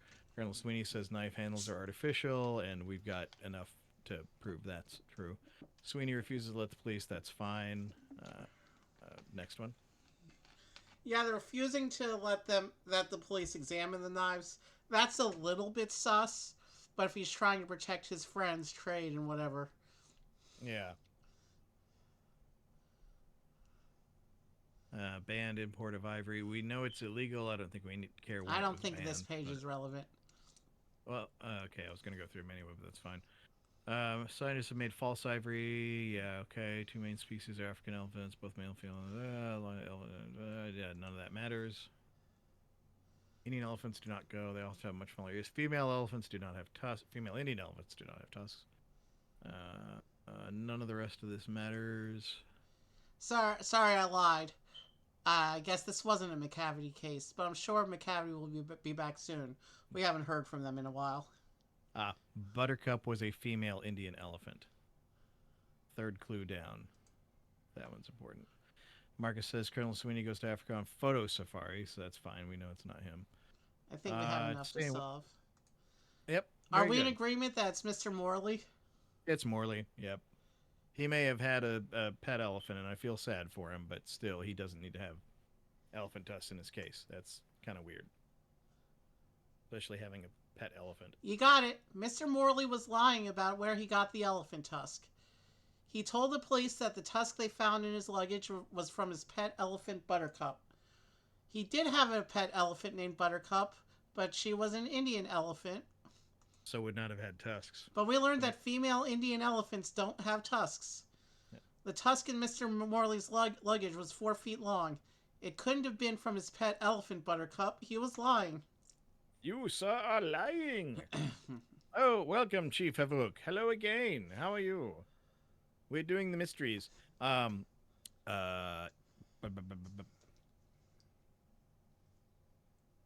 Unbalanced. Unbalanced can't make it tomorrow night, so it's just going to be me. I don't know what I'm going to stream yet, but I'm going to be streaming something tomorrow. We're not doing this tomorrow. This is Fridays only for the time being, at least. Anyways. I mean, I'm not You do it. able to do Lego right now, even though I have stuff in the build queue. So if you wanted to do another episode tomorrow, I'd be down for that. Oh, really? We might then, because I know for sure Unbalanced can't make it. We'll talk about it offline. We'll talk about it offline. Unless I want to do the thing with my nephew. I'm going to give him priority because we're doing this tonight. Oh, dang. Almost didn't make it. Comcast effed me, so no internet for 5 days. Got Quantum instead. Oh, at least you have a choice. Dang. Where I'm at, there is no choice. So that's good. Got Quantum this morning. Excellent. Excellent. Let me know how that is, because not to go into too much, but I may be interested in learning more about Quantum Internet versus Comcast, and there's another company as well. Anyway, just to go back to this. Eagle Eyes Nab Victory? Where am I getting victory? I can't read. Eagle Eyes Nab Ivory Smuggler. Scotland Yard today thanked American detectives Uncle Evie and Jake Eagle for their invaluable aid in the arrest of an international ivory smuggler. Uncle pointed out that one of our lead suspects' story was full of holes, said Inspector Blodges. With that evidence, we were able to pursue a case against Mr. Morley that unearthed several other incidences of ivory smuggling on the continent. Morley confessed to being the long sought after smuggler responsible for the deaths of hundreds of elephants in the last 3 years. Morley will be in the nick for a long time, said Blodges, and Africa's elephants will be that much safer thanks to the Eagle Eye Detective Agency. Hey, guess what? And there's the elephant giving him a hug in the corner there. Hey, guess That's what? nice.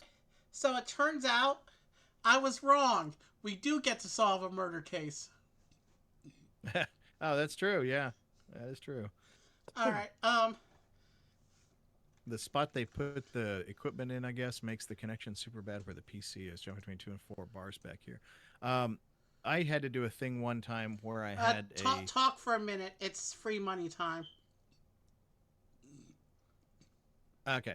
I had to do a thing for a while where I had a similar situation where the main router was like in one room and I was way off in another end of the house. And so what I had to do was get a second router and put it into access point mode and excuse me, and basically run it as a repeater. Or an extender, yeah, like you did in 2021.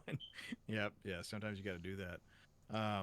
But no, I just had a router that I loaded a DDWRT. I don't know if you're familiar with that. It's a custom firmware that you can load it on some routers. They've got it for a lot of different routers now. It's very, very secure, and in fact is more secure than the stock firmware on most routers. But it gives you a lot more controls and lets you do a lot more things that stock firmware typically doesn't do, including changing the router to run as a simple repeater, which is nice. Sets you up an access point for it, basically. And you don't have to wire it in. You can use it. It picks up wirelessly and transmits wirelessly all from the same unit. That was something that I had to do previously, and it worked really well for a long time, and then we moved. So, are you doing something on your screen? Yeah. There we go. Okay. You had already finished reading the scrapbook, so I was just clicking back to the mystery selection screen. I'm being asked what kind of router. It was one of the blue ones. It was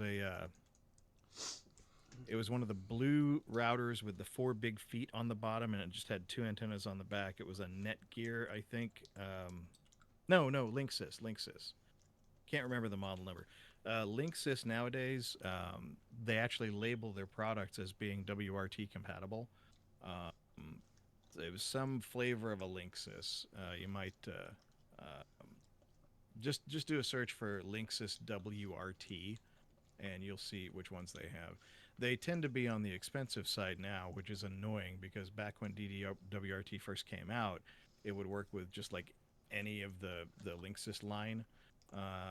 But a few years after that, I guess they changed their firmware where some routers just won't take a custom firmware.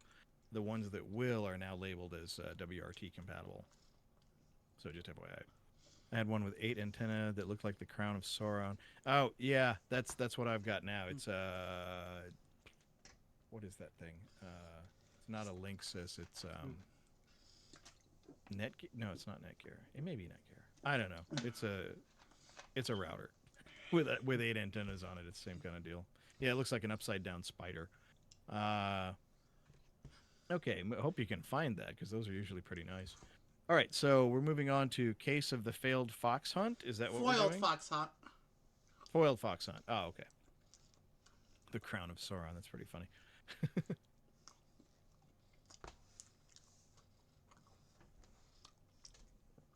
The case of Is the it, foiled fox hunt. Yeah, okay. I was thinking maybe something went wrong and it froze up again or something.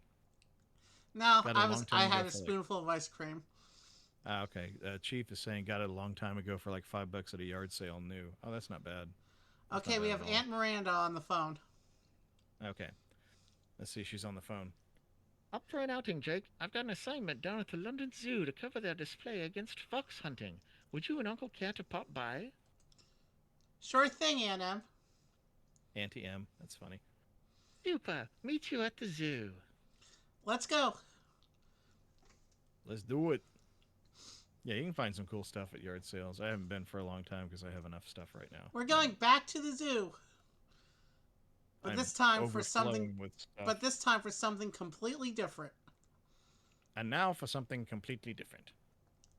There's the fox display Aunt Miranda told us about, but where's Aunt Em?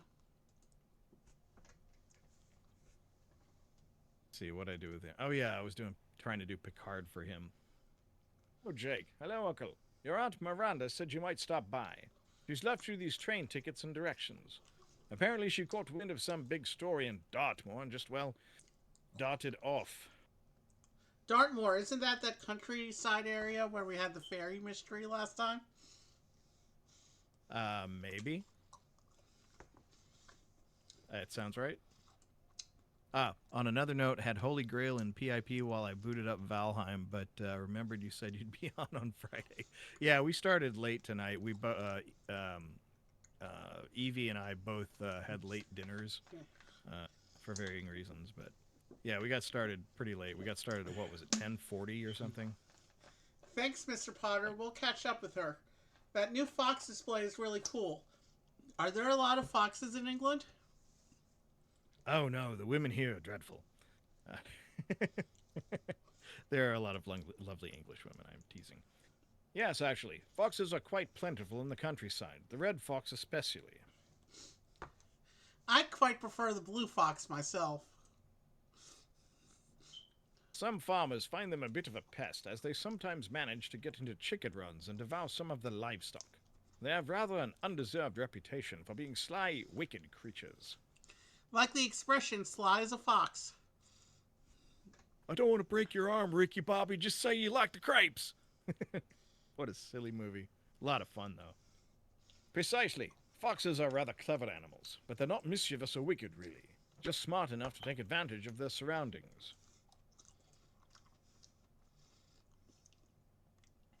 Chelsea. I don't know what Chelsea sounds like. We met her before, but she was one of those bit parts. Yeah. Hello, Uncle Jake. Would you two like to sign our petition? Petition for what, Chelsea?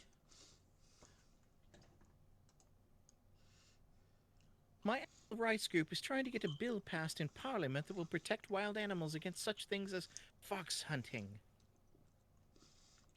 Today's the beginning of the official fox hunting season, Jake. All over England, riders and hounds are preparing to sound the bugle and tear off after these little fellows. We've created this display in the hopes of persuading some of these people to find a less cruel way to spend their summer.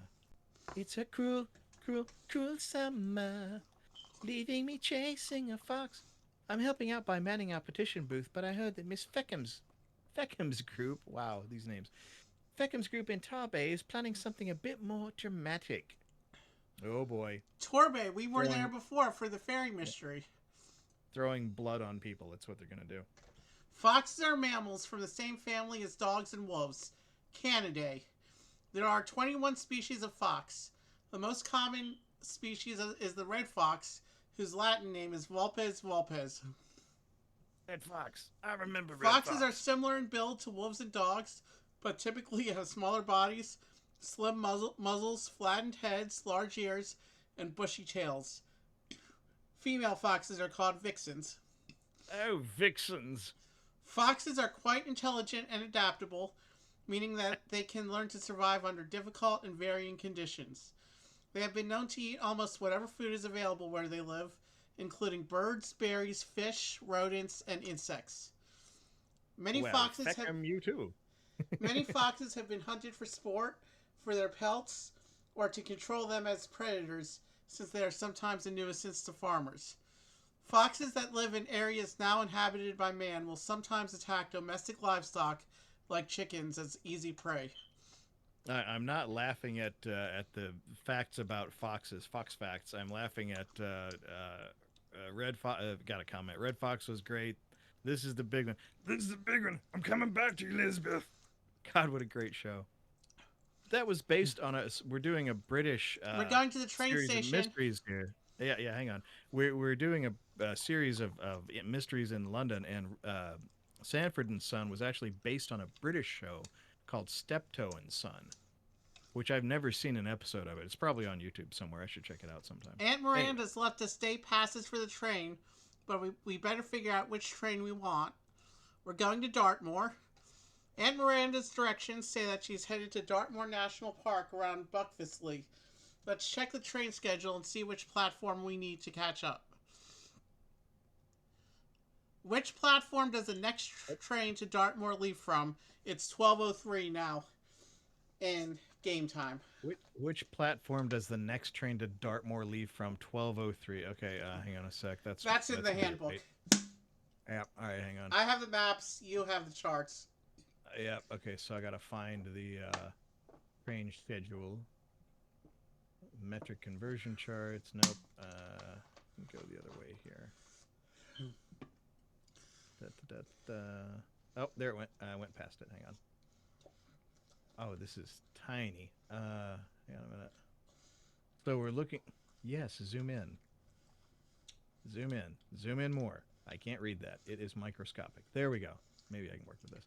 So we're looking for the destination is what again? Sorry, Dartmoor. And it's 12:30. 12:03. There is no 12:03. Hang on a minute. It I've says got a the 12 next train to Dartmoor. Oh, it's 12:03 now. Okay, so the next train is 12:30 p.m. And platform. Do we need the train number? It says platform. Okay, platform's 10. Is that your final answer? Yes, platform is 10. I have the train number as well if it's needed. That's it. The next train for Dartmoor leaves at 12:15 from platform 10. Let's go. It said 12:30 in the book, but whatever.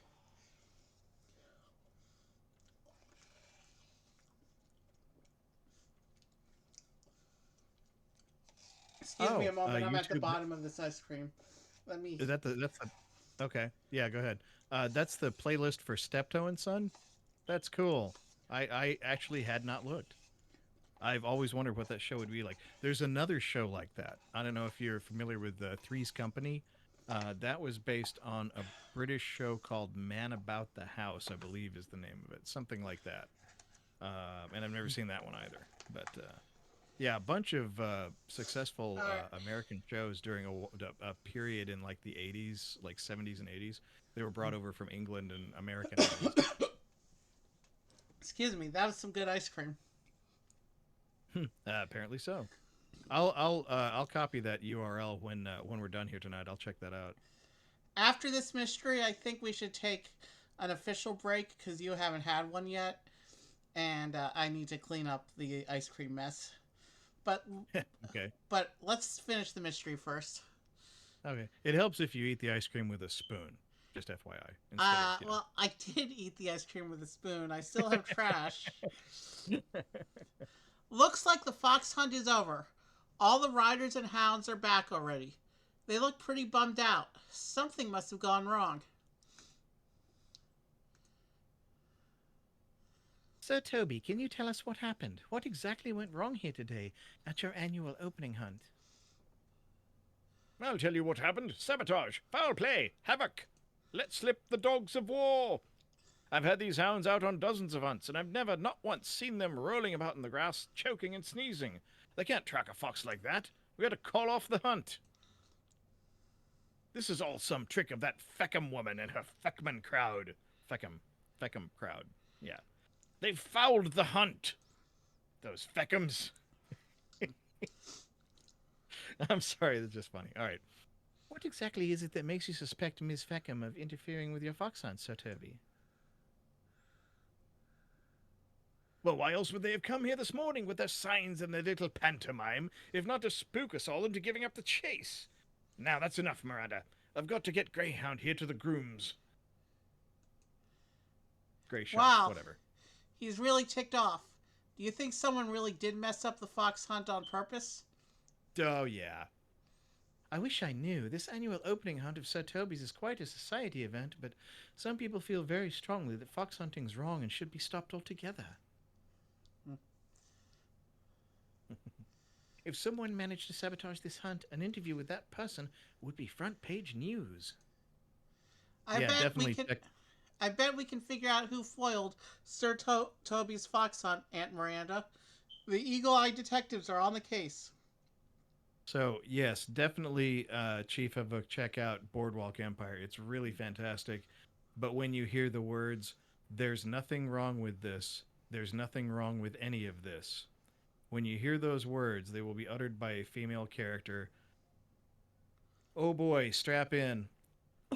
That's all I will say. If you have someone to record your reaction to the scene, that would be funny too.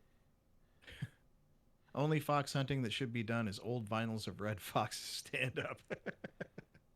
I guess those are out there, aren't they? I haven't seen one. Okay. It was strange. Usually foxes will run hither and thither, and whither and pither, chasing around trees, through bushes, across streams, all whatnot, but the hounds always managed to stay on their trail. This time round they hit a certain spot very near to Hound Tor. Hound Tor? And suddenly all the dogs went mad, rolling round in the grass and rubbing their muzzles on the ground. Very odd, I must say. Can you tell us where that spot was exactly? Oh, good heavens, yes, absolutely. See that path there? Follow it. You'll come to an outcropping of rocks up the way. That's Hound Tor. It was just in front of that and some bushes, and the dogs lost the trail and started clamoring. Quite a sight, really. I'd been riding with Sir Toby throughout the hunt, and we came up right behind the dogs just in time to see it. Now, if you'll excuse me, I've got to find a groom to take these burrs off Flecker's coat. Those bushes at Hound Tor must have been filled with burrs. They're not common out here at all, so I'm sure that Flecker picked them up when I rode her through the bushes to investigate the uproar. Poor thing. Flecker and Feckham. Feckham and Flecker. Blasted hounds. Had Athena spinning round in circles. Look at her, covered in mud. That huntsman of Toby's must be completely round the bend. Which one is the huntsman, Lieutenant Haversham? That fellow there with the bugle. He's in charge of the hounds. And a rotten job he did today, I'd say. The huntsman and his staff are responsible for fleshing out Old Horrible. That's the fox, and keeping the hounds on the trail. The master, that's Sir Toby today, is in charge of the field. He makes sure that everyone riding with the hounds behaves in a safe and civilized manner. The field is how you refer to all the people riding on the hunt. Dreadful show. It'll take Sir Toby a while to live this one down, I'm afraid. If you'll excuse me, I've got to take Athena down to Zach's smithy in Torbay. She's thrown a shoe. Who throws a shoe? Honestly. That voice I'm waiting for him to say, cheerio, mate, cheerio, cheerio. I don't think anyone here is in a cheerio mood right now. Who's this guy? Oh, he doesn't even have a superlative. He's just Hedgeby. A sorry showing today, boys. Very, very sorry. It's back to the kennels for you now, and no treats this evening. Are you talking to those dogs? Hounds, my boy. Not just dogs, hounds. And some of the finest in all England, too. These hounds are specially bred for the hunt. They use their terrific sense of smell to find that old villain, the fox. And they've got the stamina to chase him down. There sure are a lot of them. 40, my boy, and they do make a racket when they get to baying. But I've my bugle to make sure I'm heard over them. This path leads down to Hound Tor. Let's have a look at that part of the hunting range. Looks like one of the riders on the hunt is just now getting back. Riders on the hunt. Hey look, irrelevant Riders bunny. on the hunt. Do you see the irrelevant bunny jumping around? I do. Look at the teeth, man. The teeth. Pointed, nasty teeth. What a day. Not at all what I expected from my first hunt. I'm afraid I spent most of my time lost in the woods on the other side of the Tor. Remember this lady. I think she figures in importantly in the second casebook. Yeah, it's funny that this is her first hunt. Anyway. Toolam, my horse, isn't very sure of his footing on these moors. The peat here is so soft the horse can turn his ankle very easily if he's not very careful. You had me soil my greaves for a rabbit? Look at the teeth, man! The teeth! Whatever happened to the fox? I'm sure I couldn't keep up with the thing. The hounds seem to be baying all over the moor. I didn't hear the bugle sound. Did someone catch it? It looks like the fox got away, Lady Cheswick. Didn't you know? Did it really? Well, however could that have happened? Dear old Sir Toby must be terribly embarrassed. I'll drop by with my sympathies once I've got these burrs off Tulum. Just so hate being covered in them. Uh, I'm sus on this character because I know other things about this character that come up later. But we have Like it to was solve raining each over there. mystery based on the information in its own self. Right. The mysteries don't rely on knowledge from other mysteries, because if so, that would be a really, really complex, difficult They game. rely But- on knowledge from the grave. But hold on to Lady Cheswick, because Okay. she becomes sus later. She's kind of attractive, so that's fine. A large clump of bushes sits in front of Hound Tor. The grass around it is churned up with paw prints and hoof prints.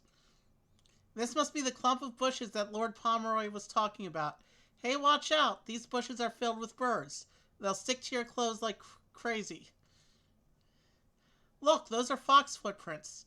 The fox came through here, all right. And here are a bunch of bigger paw prints, the hounds. The hounds followed the fox trail to, hey, look at that. Piles of fine That's red not powder cover parts of the trail inside the bushes. A large sack, still partly filled with the powder, rests nearby. That's a terrible name for a place. They What? said they followed them. They said they followed them to, hey, look at that. What's this stuff? It smells like cayenne pepper. Someone dumped cayenne pepper all over the fox's trail. No wonder the dogs lost the scent. Their noses were too filled with the strong-smelling pepper to smell out the fox. Somebody followed the fox here and put this pepper down to stop the hounds. But who? Let's examine these hoof prints. They may be the key to the entire mystery. Oh, I'll bet they are. The hoof prints What around the fine bushes. pixels you have. The hoof prints around the bushes are in 3 distinct patterns.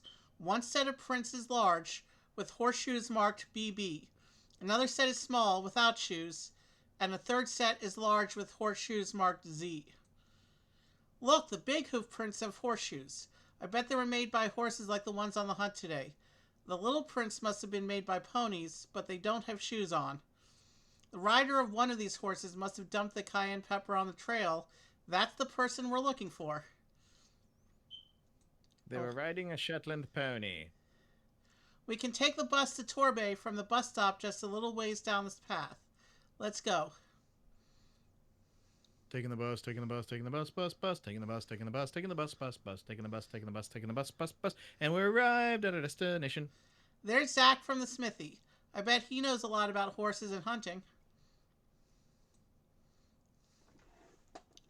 His name actually is Zach Smith. So he literally is a smithy. What fine pixels you have, indeed. Plus, I mean, she had the title of lady, so she could keep me in my retro games. It'd be fun. He starts with I, so I'm gonna make him Scottish, I guess. I've shoed most of the horses on that hunt. Flacca, Athena, Grey Shot. You can see my mark on all their shoes. Z for Zach. Lovely beasts, all of them. Horses have to be very sweet-tempered to ride the hounds. You mustn't have a horse that kicks or bucks, or one that's temperamental and won't jump in when it's asked. The horses have to be calm, too. Those hounds make a rotten racket when they're chasing down the fox. I think I made him Irish accidentally. Whatever. Helps if they're calm when I shoe 'em as well. A mate of mine in Exmouth, Brian Bear, was kicked something fierce when he was shoeing a black stallion called Tulum last week. Sometimes the prettiest beasts are the fiercest. Isn't Notice that his initials, Cheswick's BB. horse, Tulum? I think, yeah, and the initials BB. Does Brian Bear mark his horseshoes with a Z too? Nope. No, of course not. We all have our own marks so as we know whose shoe we're seeing. Brian marks his BB. We've seen her before. Yeah, I can't remember what voice I did for her. Hello, Jake, Uncle. Have you heard about Sir Toby's fox hunt? It was a disaster. Huzzah! Score one for the foxes. This is my pony, Oh, she's got a pony. Isn't she lovely? We're just back from our jumping session. She's getting very good. I'm making her Irish too. I don't know why. I can't wait to tell Lord Cheswick and Miss Feckham about the fox's escape, but I've got to get Roger cleaned up. They're over at the Smuggler's Inn, I think. If you get a moment, would you pop in and let them know? Raja, Ray's pony, is much smaller than a horse. Her hooves have horseshoes on to protect them against stones and wear. Raja is a little muddy, but she doesn't seem to have any burrs stuck to her. Raja's great, isn't she? She used to be a wild pony like the ones that roam free on the moors, but my dad bought her at auction. A little breaking in, and she's a terrific mount. Cool. So she can Ponies ride just fine. wander around loose on the moors. How can you tell if they're wild or if someone owns them? The wild ponies aren't shod, meaning their hooves. I gotta figure out something else for her voice. The wild ponies aren't shod, meaning that I'm still doing Irish. Why am I stuck on Irish? The wild ponies aren't shod, meaning their hooves aren't protected by horseshoes. Riding ponies like Raja have to have shoes to protect their hooves. I've still got her as Irish. Why is that stuck in my head? The rest of the fox hunt protesters are having a bite to eat at the Smuggler's Inn. Let's go have a chat with them. There are the rest of the protesters. Mrs. Feckham and Lord Cheswick. They'll be psyched when we tell them that Sir Toby's hunt failed.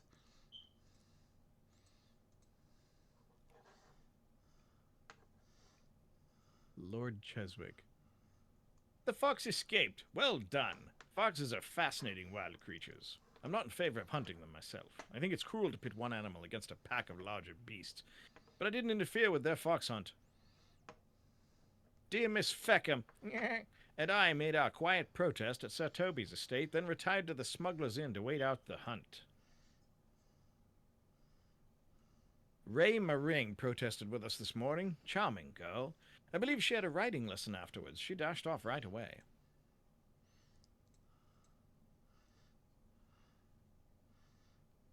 Miss Feckham. A disaster, was it? How marvellous. Oh, I bet Sir Toby is livid. Serves him right, I say. Imagine grown men and women running a great big pack of hounds against a poor little fox. Despicable. Despicable. I dare say Sir Toby was a bit put off by our dramatics this morning. Perhaps our little play worked on his nerves a bit and so threw off his hunt. Lord Cheswick, I guess it would be Cheswick. Lord Cheswick, These names.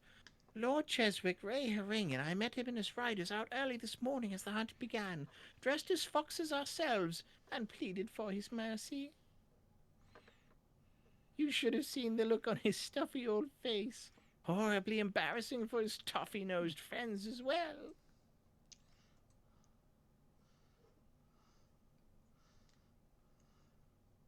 Okay, let's see. This lot have been in here all morning yammering on about their precious foxes. You can tell none of them have ever tried to raise chickens in these parts. Me mate Harry's had a devil of a time with the blasted vermin. They've burrowed under every fence he's ever built and made off with some of his prize hens. Egg-laying hens, mind you. Not cheap. He's laid traps and stayed up nights with a shotgun, but he's never caught the blighters. Some of us don't feel a bit sorry when hunting season comes round. Okay, I think we got everything we need, don't you? Okay. Maybe. Yeah. Outfox the person who peppered the hounds. Peppered hounds. I think that's a British delicacy. Peppered hound. Foxes are mammals. It's fine. The red fox is the most common species of fox. Foxes eat almost whatever food's available. Foxes are hunted for sport. Yeah, okay. Live in areas now inhabited by man. Sometimes attack domestic livestock like chickens. But see, that's like almost pushing away from the chicken guy, so I wouldn't worry about that one. Chelsea said she heard Miss Feckham's animal rights group was planning a dramatic protest against fox hunting. That might be one. What do you think? Maybe, but let's come back to it. All right. Sir Toby says Miss Feckham and her group were in the field this morning protesting the fox hunt. Okay, they were in the field, so we know that they were there, so I would think that would be a thing. Just to put them there. But but remember, after they did their little protest, they retired to they retired to the pub to wait it out. They weren't there for the Well, actual hunt. true, they weren't there for the hunt, but they were there before the hunt, and that's when whatever Let's this is come would have back to happened. that clue Probably. if we need it. Oh, good night, Shinobu. Thanks for joining. Appreciate it. Hunt was ruined when the hounds began to choke and sneeze near the bushes in front of Hound Tor. The location might be important. I'm not sure, but Lord Pomeroy was riding near Sir Toby all through the hunt. Pomeroy says his horse became covered in burrs. Nope, doesn't matter. Haversham rides a brown mare called Athena. Nope, none of these. Huntsman's the man in charge of the hounds. Yeah, the people riding after the hounds. Yada da. The person in charge of the fields called the master. Hounds use their triffics. There are 40 hounds on the hunt. Yeah, none of those matter. Lady Cheswick rides a black stallion called Tulum. Tulum is covered in burrs. Lady Cheswick says she was lost on the moors most of the afternoon. Cayenne pepper was dumped on the fox's trail. Yep, that one. BB, marked Z, and Little Hoof Prince with no horseshoes at all. Zach Smith says he's viewed Flecko, Athena, and Greyshot. His horseshoes have a Z on them as mark. Brian Bear was kicked shoeing a horse called Tulum. That one's one. Maybe. Maybe, yeah. I think that's one, and we're running low on clues anyway. But we know that Tulum has shoes with BB, and all the others are Z's. May or may not be important. I don't know. Raja Ray Maring's pony has shoes on her hooves like other riding ponies. She's a little muddy, but she doesn't seem to have any burrs stuck to her. So what are we So thinking? she has no burrs, so Ray Marinch wasn't there. So I'm thinking it's Lady Cheswick and Tulum. Lady Cheswick and Tulum. Okay. Yeah, and she was she claimed to not hear the bugle either. Oh wait, Lord Cheswick was protesting. But Lady He's one of the- Cheswick was riding her horse, and R- she claimed to be lost and didn't hear the bugle call. Yeah. Yep.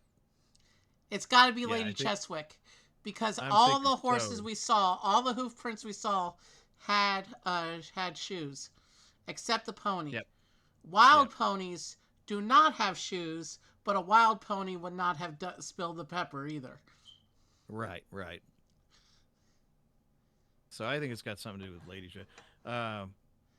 Let's see, Miss Fackham. Lord Cheswick, the second one, might possibly be a clue, assuming that he and Lady Cheswick. Well, are, Lord Cheswick and in Lady fact- Cheswick are obviously together, but Yeah. Lady Cheswick was riding the horse, and Right, but and Lord he's also Cheswick a was in the pub protester. with Mrs. Feckham the whole time after doing Right, their but- protest. But she's married to one of the protesters, is what I'm saying. Yeah, let's go to the next page. Foxes We need to and find the Cheswick Lady together. Cheswick clues. Okay, wild ponies roam free, so that gets rid of the pony prince. Yeah. Miss Feckham, Lord Cheswick, blah, blah, blah. Is this back to page 1? Yeah, there we go. Lady Cheswick rides Tulum, Yep. and he is covered in burrs. Mm-hmm. And there's a clue that links the burrs to the pepper, so we need to find that clue.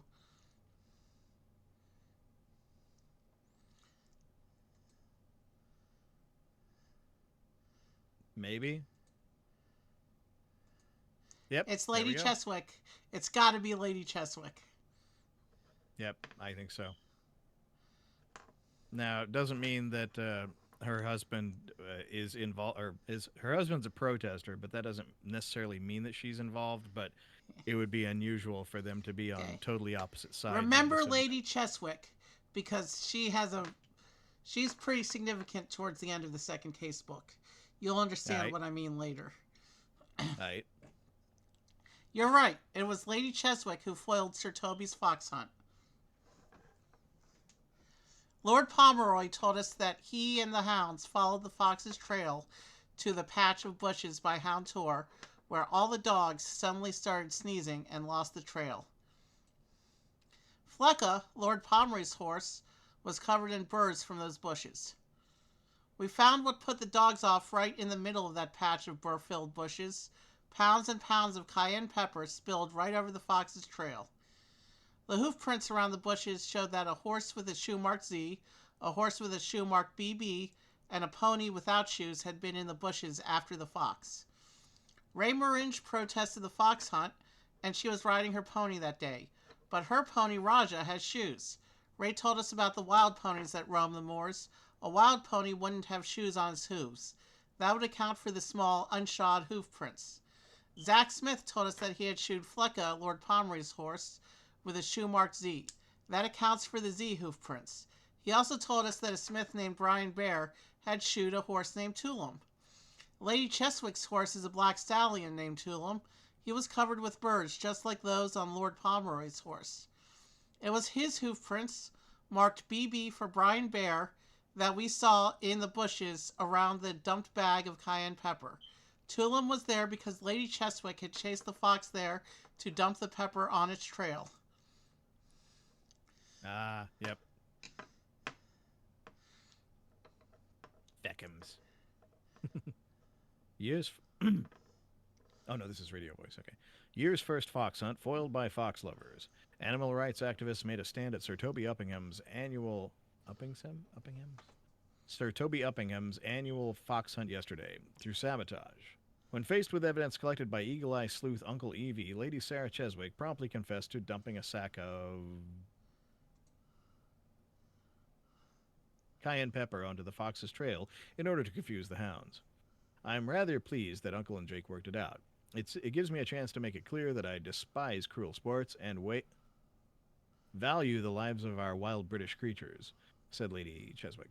Now that hunters know that the members of their own hunts might be working in the fox's favor, I hope they'll think twice before spending their money on fox hunting, said Lady Cheswick.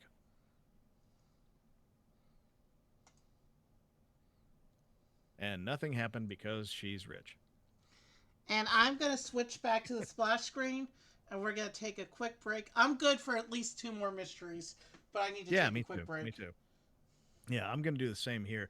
Now, last time I did this on my stream, and I haven't fixed this yet, my break had no sound. So it's probably going to do that again, so I'll just leave the regular music playing here. So, all right, I'm going to go on break. Do you have my stream up on your phone, Evie? No, but I'll start talking when I come back, and then you'll hear me. Okay. All right, sounds good. All right, I'm going on break now. See you in about 5 minutes or so. Yeah, 5-ish. Right back. All right, be right back. Bye.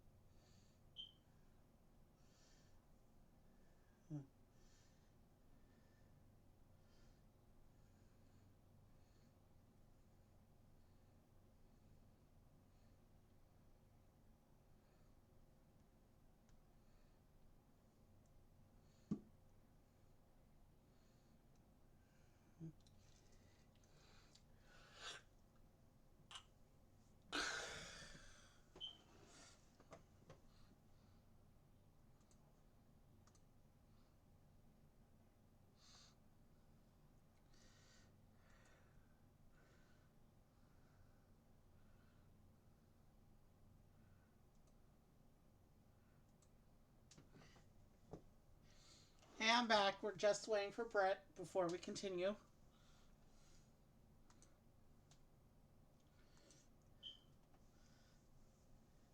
So tomorrow is probably. I still have 5 Lego streams left in the queue, but the workers are coming back on Sunday, so I don't want to do Lego for my normal Saturday stream. We'll do a game. We'll either do the zoo game, or we'll do another episode of this, or maybe we'll do that Fortnite stream I was talking about, or maybe we'll even. I may try and do Morrowind Monday this week. I don't know. We'll see how I feel Monday.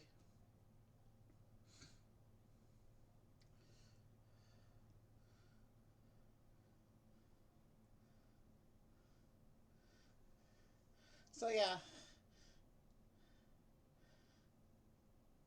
we'll definitely have some gaming streams coming up in the next month or so. And if we can just get through April, May will be You there? celebrating. May will be celebrating Star Wars all month. Anyway, Okay, I missed the first part of that. no, I was just doing stream announcements, talking about upcoming Oh, plans okay. for the channel. Ah, gotcha. Yeah, we need to do something for Star Wars. I'm not sure what just yet, but Yeah, I mean we What, got is time. May- We got a month to figure it out. yeah, what day of the week? Let me check real quick. Well, for me, every day of the week is Star Wars Day throughout the month of May. Yeah, well, this is true. But May 4th itself is a Sunday. May 4th is a Sunday. Yep. I have an event on May 4th. What is that? Oh. Okay. I don't know if you know who Tommy Innit is. I I think he don't. started out as a Minecraft streamer or something like that. But the spawn of the Breton, the Parker, is a huge fan, and so I got them VIP tickets to Tommy Innit. So they're going to get to do a meet and greet, which is really cool. And I have to take them, and it's like an hour and a half from here. But there's a cool game store down the street from the theater where they're going to be. So, yeah, I'll just kind of hang out there and look at retro games. So anyway, yeah, we're back at it, and yeah, the sound it had sound this time. I don't know what the deal was with that because last time you're right, it didn't have sound. But I've got to set a bunch of stuff back here. It's so weird. I don't really have the. Let's look at the infinite. Let's look at the infinite Twitch screen. I try and do that once per stream when it's gonna be a thing. Although recursion, it's recursion. Yeah, and it keeps flashing back to the other screen because then I had the infinite recursion after first clicking back to the other tab, then clicking back to this one. It's like staring down a bottomless mirror or something. Yeah. Keep talking. Chief. I don't know if you're into Dream Theater at all, but I just saw them on the latest tour a while back. But it was like I guess about a week ago now, something like that. Great show, but the theater where we're seeing or where the Spawn is seeing Tommy Innit is the same theater where I saw John Petrucci, the guitarist from Dream Theater, and Mike Portnoy, the original drummer for Dream Theater, who had been gone for years because they split the band up or whatever. Portnoy and Petrucci actually went on tour and did an album just like the two of them with some other musicians and such. And one of the shows they played was at this same location, and I got to see them play together before Portnoy was officially back in the band. And now Portnoy's back in the band, and that's who they're on tour with. Okay, I think that's enough recursion. I mean, you can't see it flashing anymore, Yeah. so. Yeah, it's like infinite now. This almost reminds me of that hallway from Matrix 2. Oh, yeah. I haven't actually seen the movie. I just saw clips of it from a YouTube commenter who was doing a video about Matrix. I don't know why I watched that video when I only watched the first movie and not the whole trilogy, but whatever. Oh, you should watch the Animatrix, which is the animated I stories think based I on saw the Matrix. that once, years Oh, ago, they're like good. many years ago. I remember watching I that. call it better than the Matrix. It was a fantastic piece of animation. All right, All of it so was. anyway, Quick note before we dive back in on Dream Theater. They are an acquired taste. If you liked bands like Rush, Genesis, Yes, the 70s, 80s kind of prog rock, prog metal bands, you would like them. Some people that like metal like Dream Theater, and some people that like metal can't stand Dream Theater. I like metal, and I like Dream Theater. So, to each his own. Just check out what's out there. You might like it, you might not. It's all good. All right, so moving on. I'm good for 2 more, possibly 3, but if I feel the need for another break, I think at that point, since we're going on 3 hours already, I think at that point, if we want to take another break, we should just call it. If we want another break, Yeah, I'm good for yeah. 2 or 3 though. At this Okay, point, how many are left in the first book? One, two, three, four, five, 6, 7, 8, 9, 10. Looks like 10. yeah. So Um, if we do 3, that's a total of 7 for this episode, and then we'll have and that leaves 7 for 7 for next the time. next episode, All and right, then all book right. Let's 2 do can the 3. start fresh. What's your favorite band, Chief? Right now, I gotta say I have gotten into Meshuggah hardcore, and they are playing. And me and a buddy of mine already have tickets to go see them. It's like 3 weeks from now, I think, something like that. They're playing in Maryland, and so we're going up to check them out there. But yeah, who's your favorite band? I'm curious. All right, so Case of the Fabulous Fibs. Yes, I will Yeah. say, little bit of a spoiler warning if you're thinking ahead, but I think we actually did have a McCavity mystery so far tonight. Did we?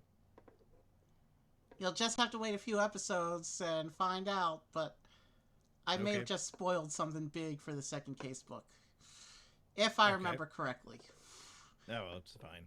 If you did, I probably wasn't paying attention because I'm concentrating too much on. We've talked about this. If I'm like concentrating on doing voices and stuff, it's hard for me to like actually follow what those voices are saying. if that Remember, makes like I any sense. said, I've played this in the past, so I remember vague bits and pieces. Then when we get into the mystery, it all comes back to me.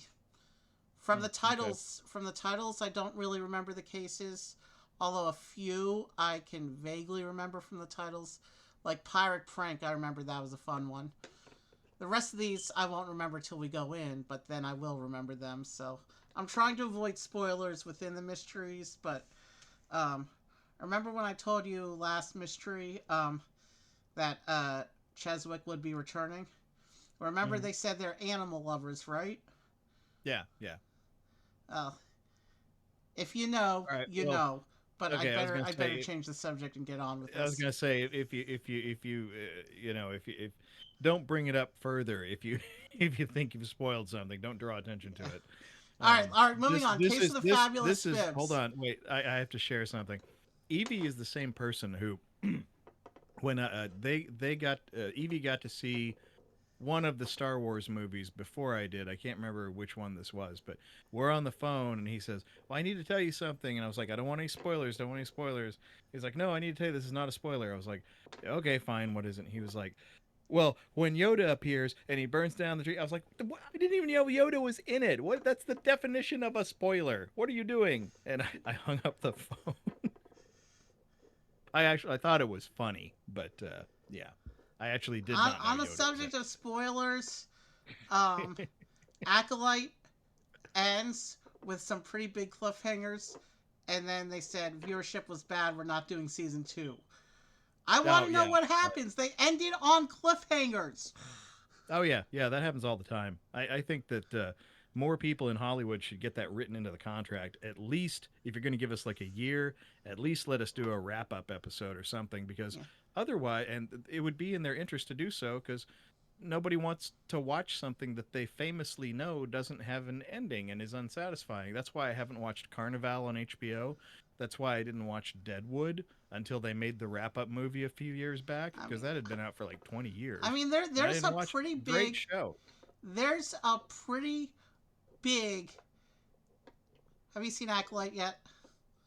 I have not, and I'm I'd not better going shut to. up then. All right. Let's change the subject. Oh, Oz. Okay, hold on a sec. Havok just mentioned Ozzy.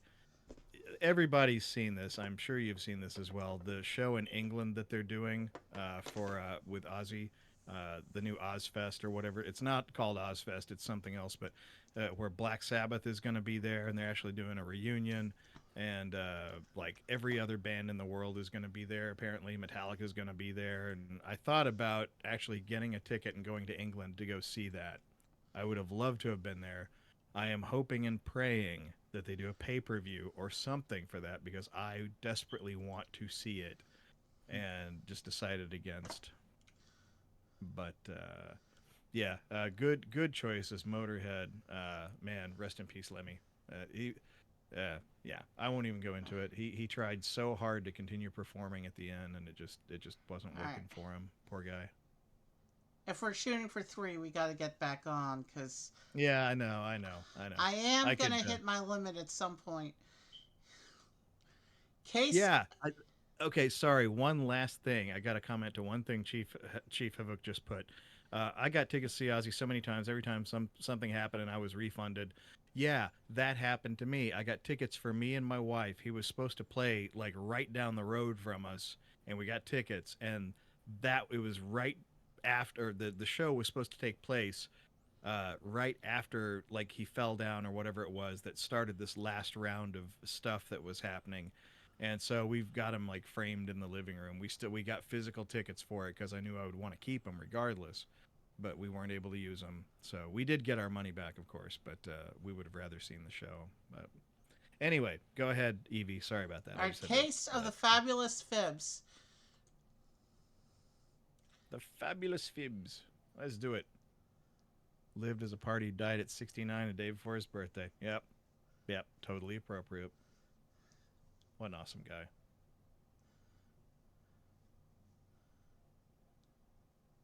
This is Basil, right? Yeah. Surprisingly, his first appearance of the night. This is our 5th mystery Yeah, tonight. no kidding. It's always been Miranda.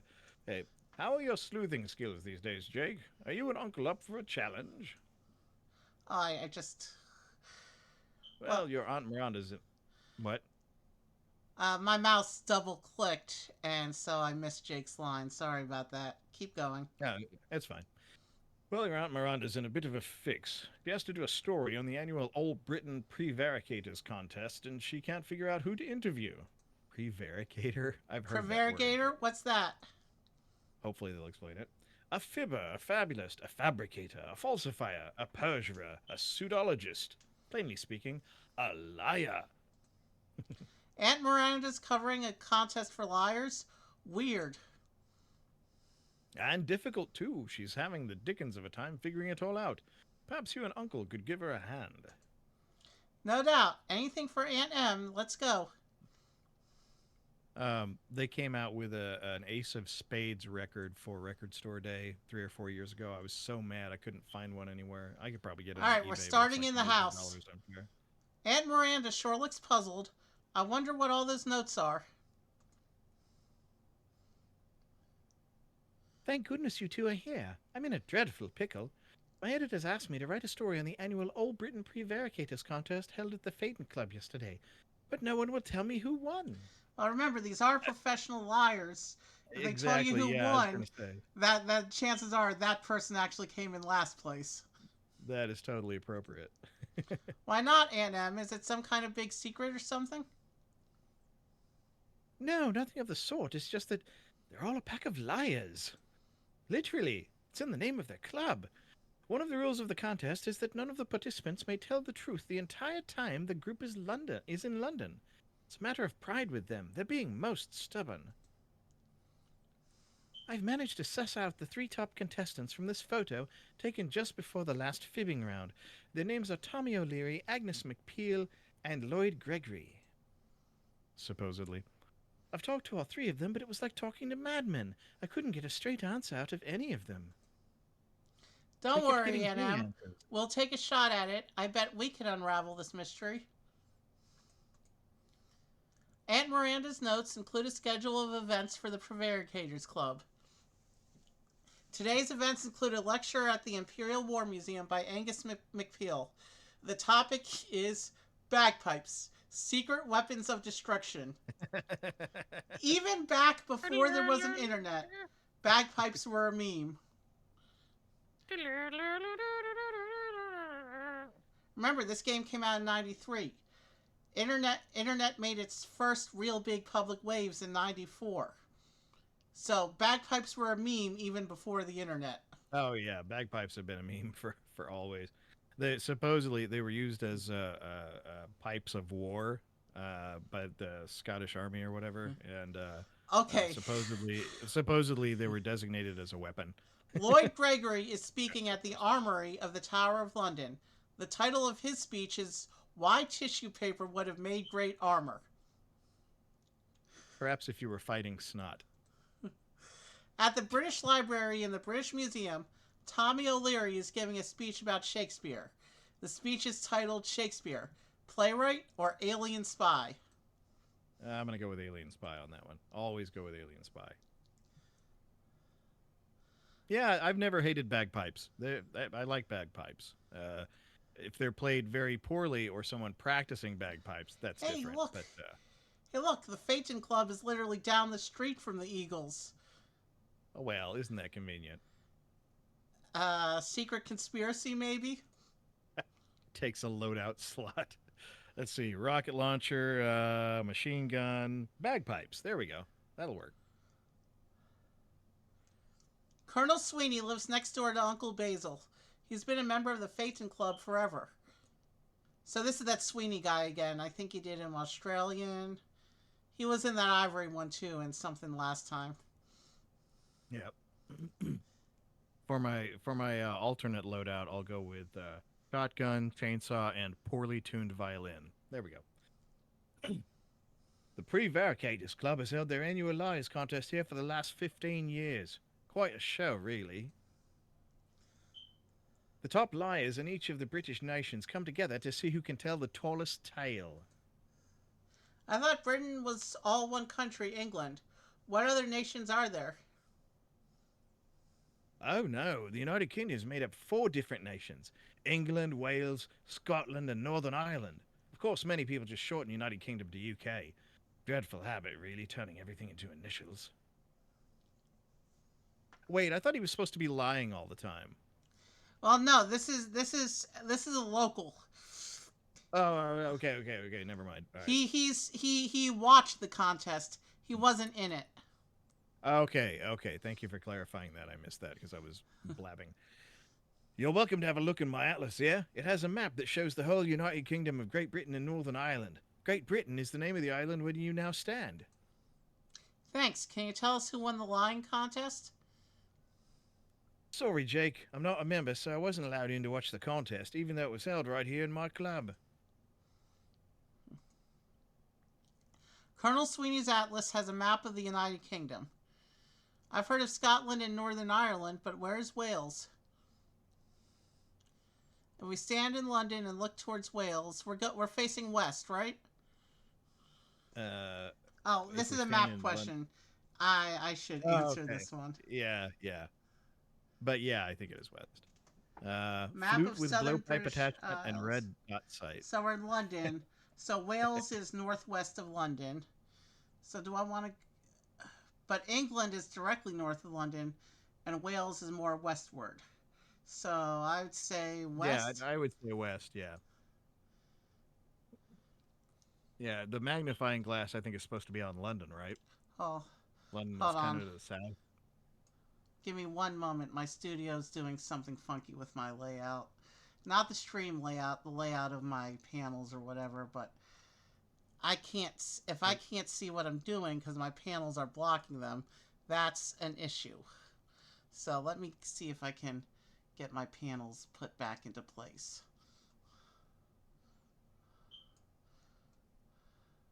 And yes, the magnifying glass is on London, and Wales is directly to the west. Well, more or less directly to the west. Mostly to the west. I'll go with west. Oh, Yeah, I see. it's I more or see less. where my... I think I see where my panels are screwing up here. Give me one moment. Oh.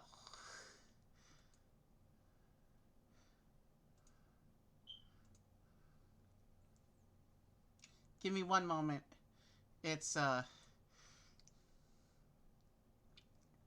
What's going on? I was fixing my panels and I realized it's money time. Uh oh. Okay.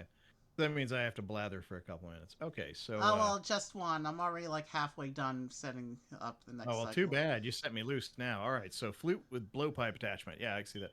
I saw a video the other day on YouTube. It's an old video. It was called "The Birth of Dubstep," and it was actually an overdubbed video. It showed a sort of a professor-looking guy, and he had the mouthpiece of a trumpet, and he just blew through it to show what it sounds like. But he was like, "You can change the sounds of these. You can put this on," and he had like a big piece of like a thick aquarium tubing, like a flexible plastic tubing, stuck it on the end. He's like, now it sounds like this. And in the original video, it was like a burp noise, but someone had overdubbed it with wow, wow, wow, wow. And then he stuck a funnel on the end to demonstrate that you could make it louder with a funnel attachment. And then he blew into it again, and it turned into. I can't do it, but yeah, it was a full on dubstep song. It was pretty funny because you weren't expecting it. Sorry about Because the that. first time he blows, I'm never the gonna first pass time up he an blows on the opportunity. tube, I'm never gonna yeah, pass up an opportunity for free money. So yeah. The first time he blows on the tube in the video, it almost seems legit because it's just a single sound. But then when he puts the funnel on and it turns into a whole song, you know, it's fake. But I thought it was pretty funny. Anyway. So we're gonna go westward to Wales. That's right. Wales is west of where we are in England. Scotland is north. Northern Ireland is northwest across the Irish Sea from the British coast. So now we have Ooh, to if go we're meet the visiting, three liars. if we're visiting Wales, can we swing by and see dolphins too? I would like that. Waka waka comedy. But you know what's even cooler than the whales and the dolphins? The manatees. Not that. Oh, the huge manatee! That must be Tommy O'Leary. Let's see if he'll tell us who won the liars contest. Someone made a flute with 30 heads. It looked like a COVID. So O'Leary, he's Northern Irish, I guess. Yeah, with the name O'Leary, yeah. And his first name's Tommy. Tommy O'Leary. Sure, and it was a great event, but a liars contest? Whatever can you mean? It was the annual indoor fireworks display. Myself and all the rest of the Grand Masters were there, sparking up a storm. Why, we had sparklers spinning off the chandeliers and fire fountains spraying red, blue, and green sparks till the room was blinding bright to see. Indoor fireworks? Somehow I can't believe that either the Phaeton Club or the London Fire Marshal would allow that. Oh, no, it was fine. You see, it was a Whitesnake show. It was their last show. And it was my dozen rocket salute I should have won of the day, but I say... Bleh, let me try that again. And it was my dozen rocket salute I should have won the day, I say, but the luck of the Irish had slipped from me, and a man with a beard took the prize. Which means a man with a beard did not take the prize. Yeah, of course, yep. Tommy O'Leary has Tommy- black hair, a mustache, and blue eyes. He wears cufflinks in the shape of shamrocks. Tommy O'Leary, he's being called in the chat. A book about shields and heraldry talks about how symbols were used to represent people and countries on different coats of arms. Countries were often represented in designs on shields by plants or animals. A lion or a rose could be used to indicate England. Scotland was symbolized by thistle, a plant that grows wild all over the hills of the Scottish Highlands. The symbols of Wales are the leek, a large onion-like vegetable, and the red dragon that adorns the Welsh flag. Now, this is not, we're not talking heraldry with this, right? This is, not symbols for of the flag. different nations. Ireland Yeah, can yeah, be okay. represented by the shamrock or four-leaf clover. And remember it mentions the leek as a Welsh symbol? There's Yeah. also a polka about a leek, apparently. What would that be like? I gotta take a leak. I gotta take a leak. No, it's... I think it's got something to do with Hatsune Miku. There's like an animation of her spinning a leek to the music of, I think, a Finnish polka. It's really weird. I'll have to look it up for you sometime. Oh, Weird Al could have then. I gotta take a leak. All right, let's go to Tower of London next. We have one of those things. Yep. The Tower of London was originally built by William the Conqueror in 1066.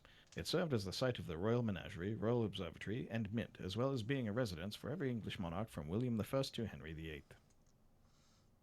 The tower has housed many accused traitors as they awaited execution, including Sir Walter Raleigh and Anne Boleyn. Today's cricket score is 45 to 52, Leeds over Thames on wicket, and It looks like we've Spunkle missed over Mr. Gregory's Bingle Bunkle. speech, but no biggie.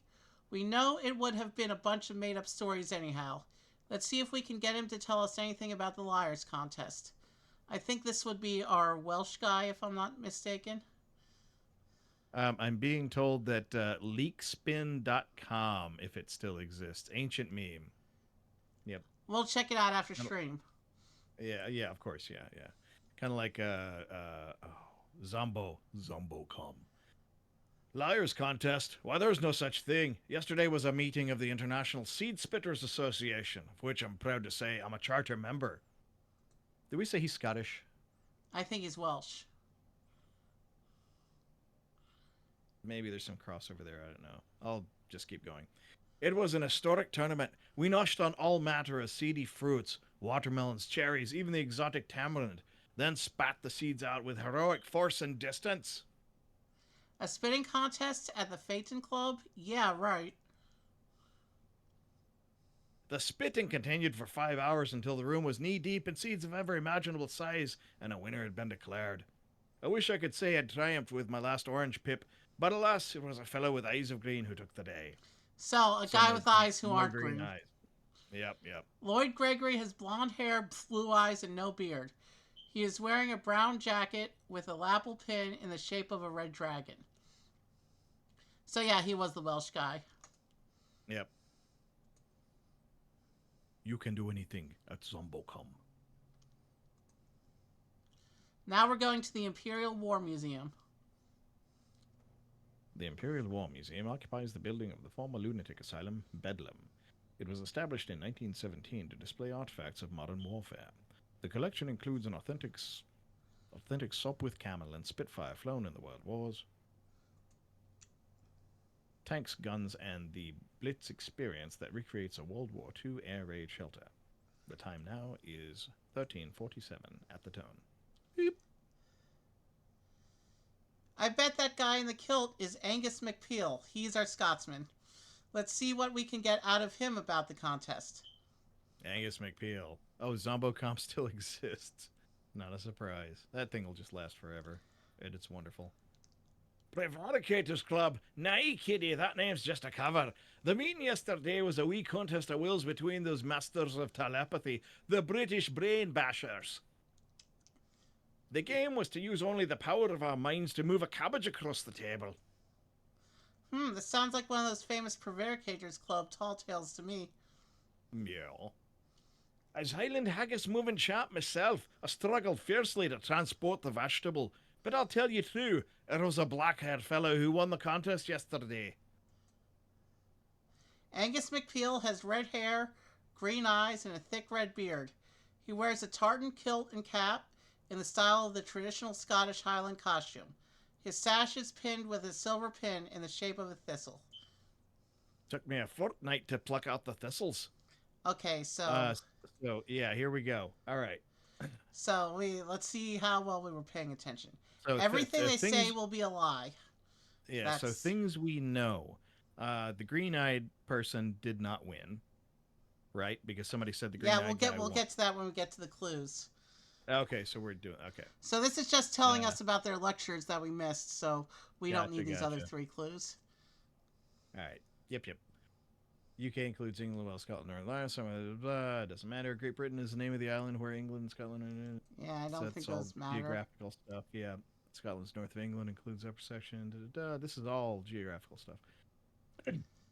So we want a guy who doesn't have black hair. Someone who doesn't have green eyes. And doesn't have a beard. Yep. So it's got who didn't have blue eyes, black hair, So it's gonna be Lloyd Gregory, I think. So okay. It was off represented line rose color. Symbols of Wales. Yeah. Symbols of Wales are the leak in the red dragon. So we know it's somebody without green eyes, somebody without a beard. Angus McPeel has that really big epic beard, so it's not him.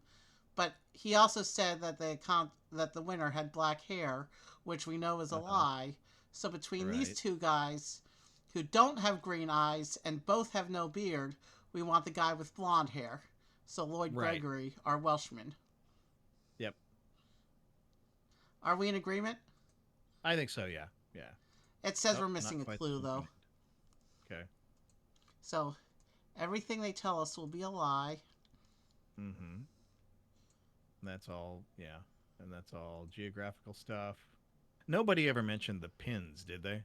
No. Or like a Welshman one or a. No, I think that's for us to have reference of where these guys are from. But I Okay, don't got think it matters for the case itself. I Okay. think the clue that we forgot to select is the one that actually describes Lloyd. And yeah, so it would be him. Okay. Yep. All right. If you still remember E-Bomb or Albino Black Sheep, how's your back? All right. Well, that's actually okay. But I do remember E-Bomb's world, and You got it. oh, You got it. Lloyd Nice. Gregory is the lying champ. Aunt Miranda told us that she was having trouble figuring out who won the Prevaricators Club's lying contest because each of the members she interviewed would only tell her lies. That was our biggest clue. Each of the finalists we talked to told us something about the winner of the contest, but like the rest of their stories, that fact was a lie. The Scottish champ, Angus McPeel, told us that the winner had black hair. Lloyd Gregory, the Welsh prevaricator, told us that the winner had green eyes. Tommy O'Leary, the Irish fibbing champion, told us that the winner had a beard. But since we knew that the members of the Prevaricators Club will only tell lies this weekend, we figured out that the winner was really the only finalist who doesn't have black hair, a beard, or green eyes. Lloyd Gregory. very nice. Yeah. E-Bombs always makes me think of a site that I still use daily to this day, which is FARC. I don't know if you remember FARC, but they're still around and probably bigger than they've ever been at this point. Welsh Fibber wins Prevaricators contest. Lloyd Gregory, successful Welsh wool.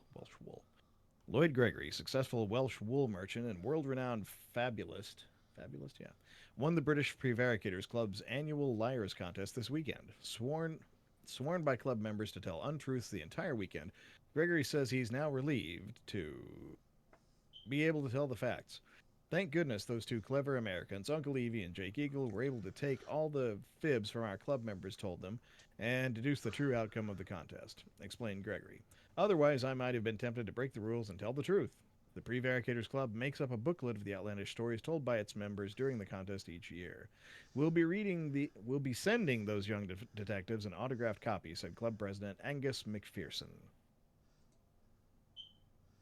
All right. Yeah, FARC is a news aggregator. People send in funny headlines for actual stories with a link to the story, and some of them are pretty crazy. We're moving on to the case of the Marlford murder. I think this is one of those murder dinner parties and not an actual murder. They wouldn't be having kids do a murder. Yeah. So the case you're of the familiar. Marlford murder. Oh, they're sending us to a fancy party. Oh, good.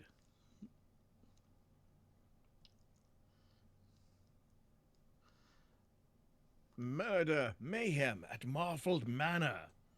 Marlford. Chill out, Uncle Basil. What's up? Did someone really get murdered? Not yet, lad, but it's only a matter of time. And you and Uncle may be just the pair to root out the killer.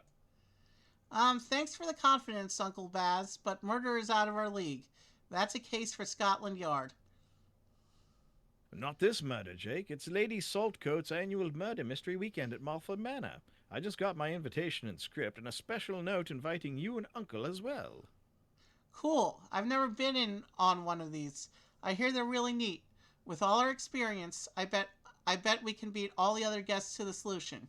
What do you think? Let's go. Sorry, Yeah, the we're reason I kind don't of really read the and uncle lines because is because it's really weird referring to myself in third person. And we're really, the way this is presented, we're really just kind of fly on the wall kind of Yeah. thing. I It kind doesn't of really assumed make this- sense for us to be called attention to in the script. Yeah, in my I kind of opinion. assumed as much. Yeah. That makes sense. So we're gonna take the train to Marlford Manor. Isn't that where the high school tennis girls were early on in that first episode? Maybe it rings a bell. I'm not sure. from Marlford where, Manor is but- outside of London, so we'll need to hop on the train to get there.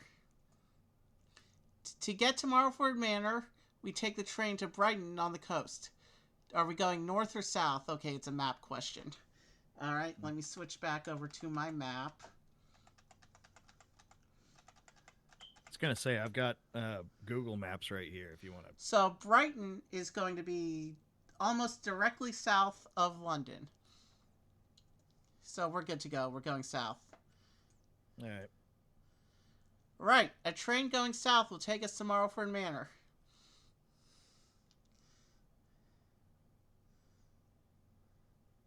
Ride a train, ride a train. Internet's terrible again because the range. I'll lurk till it's better. All right, cool. We'll be around for a bit. Lady Edna. Now, Lady Edna, that name. That was an actual. I think she was in the tennis one, but that was all the way in the first episode. And I think you started Yeah. keeping your notes in the second episode. Yeah, but not just Dame Edna. That's who it was. Was an actual television star in England. It was. I'm pretty sure it was a man in drag. I'm almost positive, but she had a very distinctive voice, which I'd have to think about here. Oh, sir, I'm so thrilled you all could make it. Won't this be fun? Now you've read your script, haven't you, Basil? You're not to let me down, you know. I am so far off on that voice. Edna, would I ever? I'm completely prepared to play my part. Oh, I do hope everyone else is as well. You see, Uncle, we've all got parts to play, and everyone's a suspect, except Julia and myself, of course. It'll be your task to figure out who killed poor old Count von Coburg. Haven't we seen him before? Wasn't he in the King Henry VIII mystery? He was. Yeah. Yep. Whenever you're ready, just have a quick word with me, and I'll explain all the details. All right, now, the rules are simple. You may interview the suspects and the witnesses all you like and examine the manor from top to bottom. All the clues you need are right here at Marlford, so keep a sharp eye out. We already know the method of the murder. The Count was frightened to death with a horrid little mouse. You must discover which suspect has a motive, an opportunity, and some clues that link them to the crime. A motive is a reason to commit a crime, like revenge, greed, or jealousy. Opportunity means the suspect had the time and ability to commit the crime. For example, if Lady Cheswick had been locked in the coal bin at the time the Count was killed, you could say that she did not have the opportunity or the chance to commit the murder.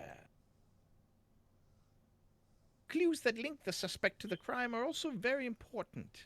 It could be a handkerchief dropped at the scene, a smudge of green ink on a sleeve, or any special clue that might point someone out as a killer. All set then? Oh, wonderful. On with the show. When you're ready to interview me, I'll come out to the garden with you. Look, Count von Coburg is lying out cold on the floor. He must be the murder victim. That's right. I've been ruthlessly murdered. Gonda, shh, you're meant to be dead. Now hush, I'll tell them. Gonda's been ruthlessly murdered by one of my guest or household. It could be your Uncle Basil, Lord Cheswick, Lady Cheswick, or my butler Rutherford. Any of them had the motive, and what you must decide is who had the opportunity. Well, what happened? Was he shot? Hit over the head with a monkey wrench? Poisoned? He was scared with a mouse. Were you not paying attention? No, I'm kidding. Here at Marlford? Never. What a perfectly dreadful thought. No, I'm afraid it appears the Count was frightened to death. Oh, well, I know it sounds unlikely, but frankly, my dears, I just couldn't bear the thought of any violence, not even play acted. So our beloved Count was ruthlessly frightened to death by some mouse-wielding assailant. I bet they were wearing one of the original 1955 opening day Disneyland Mickey Mouse costumes. That's how it went down. Oh, those are terrifying. Yeah, seriously, Google that sometimes. You'd understand what I meant by that. Yeah, no, I've seen them. Yeah, but if anybody's watching, yeah, Google that. It's terrifying. I've got this dread fear of the mice, you see, and a bad ticker. One sign of the whiskers and kaput, I am dead as the door's nail. Gunter, please. It's like the start of Star Wars. The dead speak. All right, I'm dead. Bleh. Google what? Google opening day Mickey Mouse costume. That's probably good enough to get it. And do an image search for it. It is really terrifying. Aha, you're ready to begin your interviews. Give me a moment to get into character. Now, there. I'm now the wealthy and unscrupulous big game hunter Basil Hawk. Well, Very he is their macho. uncle, and they're called the Eagles back in America, and their English counterparts are called the Hawks. So they are Yeah. kind of keeping with the naming theme going here. Yeah, true. It's true, I've never liked the Count. Never got over that incident in Africa when the rotter shot my pet warthog Spotty. But frighten him to death? Never. I'm not the only one with a distaste for the Count. Ask Lady Cheswick. She told me herself that she hates the man with a passion. A burning passion. As we played croquet in the garden this morning, she told me how he cheated her out of fame and fortune. It appears that both of them were once competitors in the All Britain Bake Off, and his hot cross buns beat her crumpets to take the first place trophy. That sounds like a kink. I don't know. Just saying. She insisted to this day that he cheated using a powdered mix of some kind, and she's never forgiven him.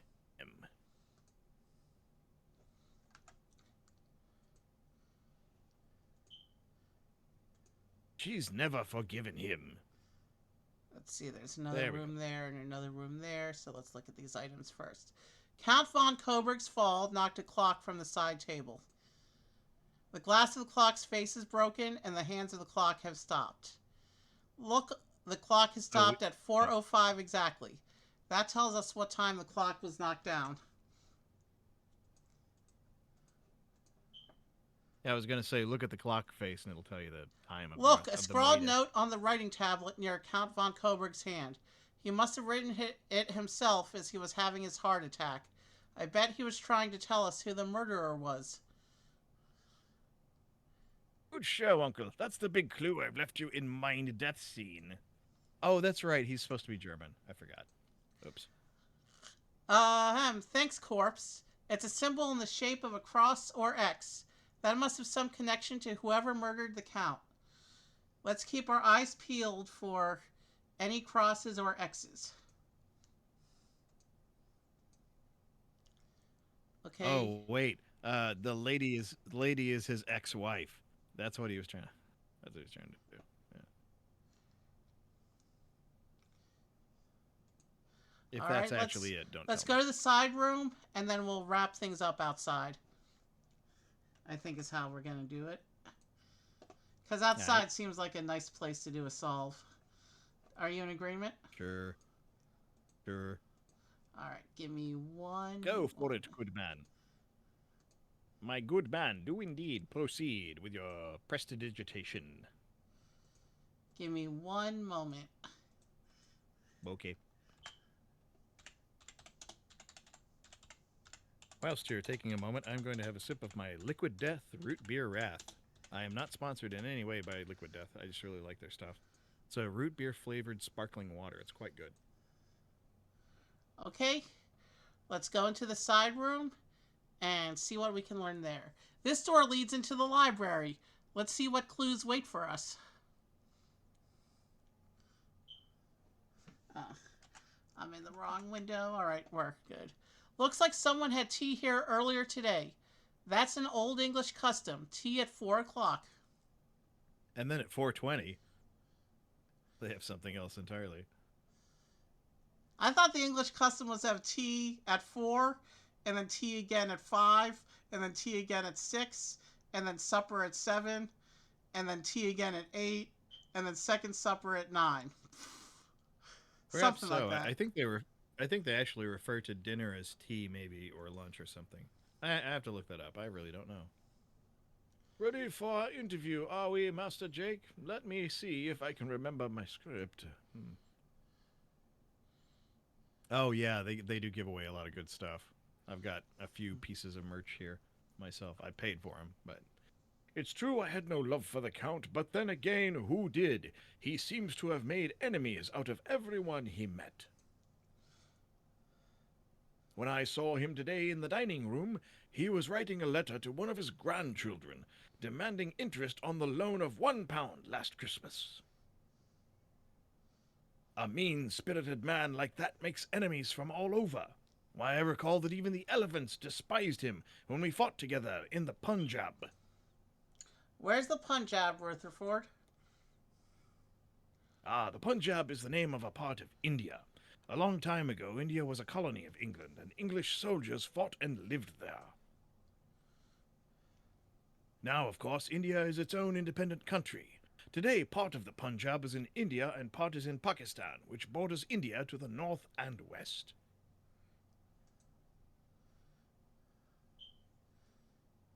Lady Cheswick. Hello, Jake, Uncle. I'm up, am I? All right then, here goes. Good riddance to bad rubbish, I say. That Count was a cad and a bounder, without a kind word for anyone. And the way he treated Rutherford after all they'd been through together. Why, they'd known each other for years, fought side by side in the Punjab. Rutherford was there when the Count saved that school full of children by defusing a bomb.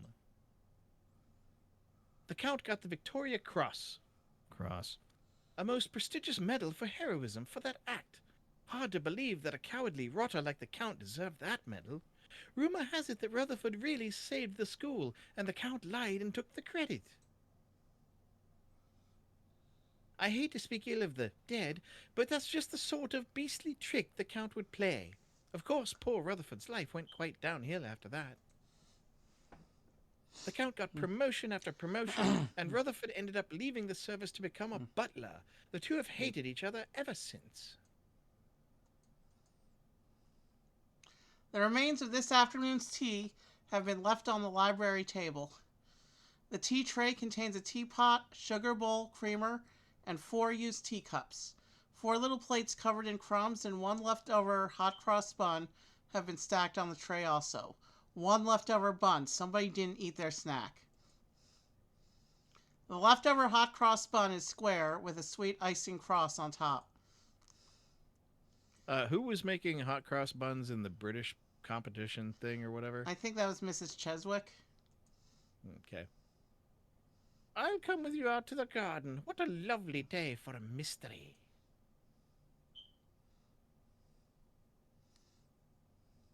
Julia, Lady Saltcoat's housekeeper, is here. She and Rutherford, the butler, look after the whole manor.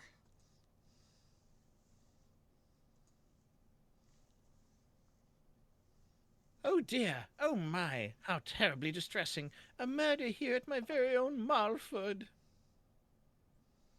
Whatever will Lady Bredwell say? I'll never be able to show my face at Lord Snodgrass' Fancier's annual luncheon now. Never be able to say it again. Oh, I just can't imagine that anyone here today would be capable of such a dreadful act.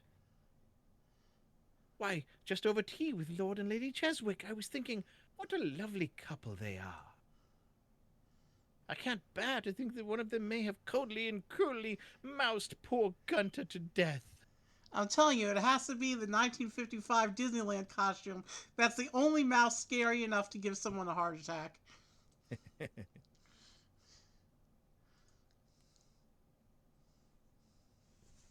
A sudden tragedy. When I stopped in just before 4 p.m. to ask him if he'd join us for tea, he seemed quite robust, if a little rude. Did you serve the Count tea today, Julia? No, the Count refused to join us for tea. He suggested I push off. Since I pride myself on my promptness, I simply serve tea in the library to Lady Saltcoast and 2 other guests. I'm well, I make it a point of serving tea each day at 4 p.m. exactly. When I finish pouring for the guests, I join them for some lovely hot cross buns. The Count continued his writing in the dining room, and Basil and Rutherford were nowhere to be found. So it's gonna be Basil or Rutherford who are the killer. Yep. And here is Lord Cheswick. Oh, ready for me now? Don't forget now, I'm that shifty horse racing tycoon, Lord Quickwick. Quickwick? Quicky wicky wicky wow. Well, I can't say I'm sorry. The man was an absolute monster. We were business partners once in a pot-bellied pig ranch in Madagascar called the Double Cross. The ranch's name should have told me what he was up to. When I left for a weekend in Greece without buyers, he sold the whole herd to a sausage factory, then insisted they'd been stolen. I had no proof that he was lying, so I lost my life savings while he raked in the lolly. Jake, I hope you remember I'm in character. The Count's an excellent fellow, really smashing tennis partner. Can't imagine him living up to these dreadful yarns. As I was saying, we all knew of his aversion to rodents, mice especially. It seems that while traveling in Bavaria, he was once attacked by a horde of the horrid squeaking creatures, and his entire set of luggage was devoured. Ever since then, he's had a terror of them. We'd all heard his endless complaints about that bad heart of his. Why, just this morning, over breakfast, he announced that his doctor had warned him that one bad scare could knock him stone dead. The croquet mallets and balls are scattered around the lawn. Some of the croquet mallets have blades of fresh grass sticking to them. They appear to have been recently used. Alright, so let's see. Cross. Rutherford and the Victoria's Cross medal, maybe? He wasn't in the room at the time. He wasn't at the tea serving. Right. And the other place was Double Cross, so I would think that would be, he would have made 2 X's. But Double Cross was a Cheswick story, and Cheswick was at the tea. Yep, okay.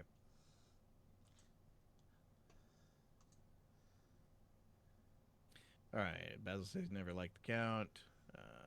Basil says Lady Cheswick had Count. Hot cross buns. There's a cross there, but she was at the tea, right? The clock stopped at 4:05. I think that's a clue. Yeah. Because that'll link the Count's dying to be during the tea. The tea, yep. Left clue as killers died. Yep, that is named as a clue, so yeah.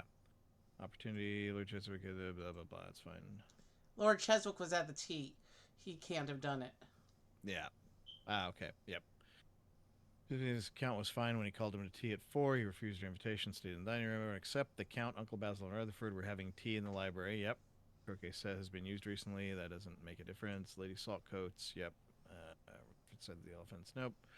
Punjab's an area of India. Count von Coburg lied to get the Victoria Cross. Yep, that one. Victoria Cross, the middle for bravery. It's probably fine. 4 people had tea in the library. Doesn't matter. Hot cross buns. Yeah. I think we have enough to solve it. I think we got what we need, yeah. Yep. Rutherford, are we in agreement? Yep. The butler did it. It's always the butler. It's always the butler. You got it. The butler did it. Waiting like a stubborn Lady butler. Saltcoats told us we needed to show that our suspect had the motive and opportunity to commit the murder, as well as evidence linking him to the crime. It certainly seemed like everyone had a motive to bump off the Count, so we needed to see who had the opportunity. The Count's fall smashed the clock, stopping it at the exact time of the murder, 4:05. Julia told us that she prides herself on her promptness and served tea today at 4:00 p.m. exactly. She also said that Rutherford, Uncle Basil, and the Count did not have tea. The tea set in the library had enough settings for 4 people. We learned that Lady Saltcoats, Lord and Lady Cheswick, and Julia had tea today. That rules them out. They were too busy munching hot cross buns in the library to have killed the Count at 4:05. That only leaves Uncle Basil and Rutherford with the opportunity to mouse the Count to death. But we had another clue too. The Count left a sign to help pinpoint his murderer. The sign of an X or cross. Uncle Basil had no X's or crosses in his story, but that does tie in with Rutherford's revenge motive. The Count had cheated him out of the Victoria Cross, a very important military medal. That was why the Count scrawled a cross as he died. Rutherford had the motive and the opportunity to kill the Count, and we found a clue that linked him to the crime by the symbol of the Victoria Cross left by the dying man.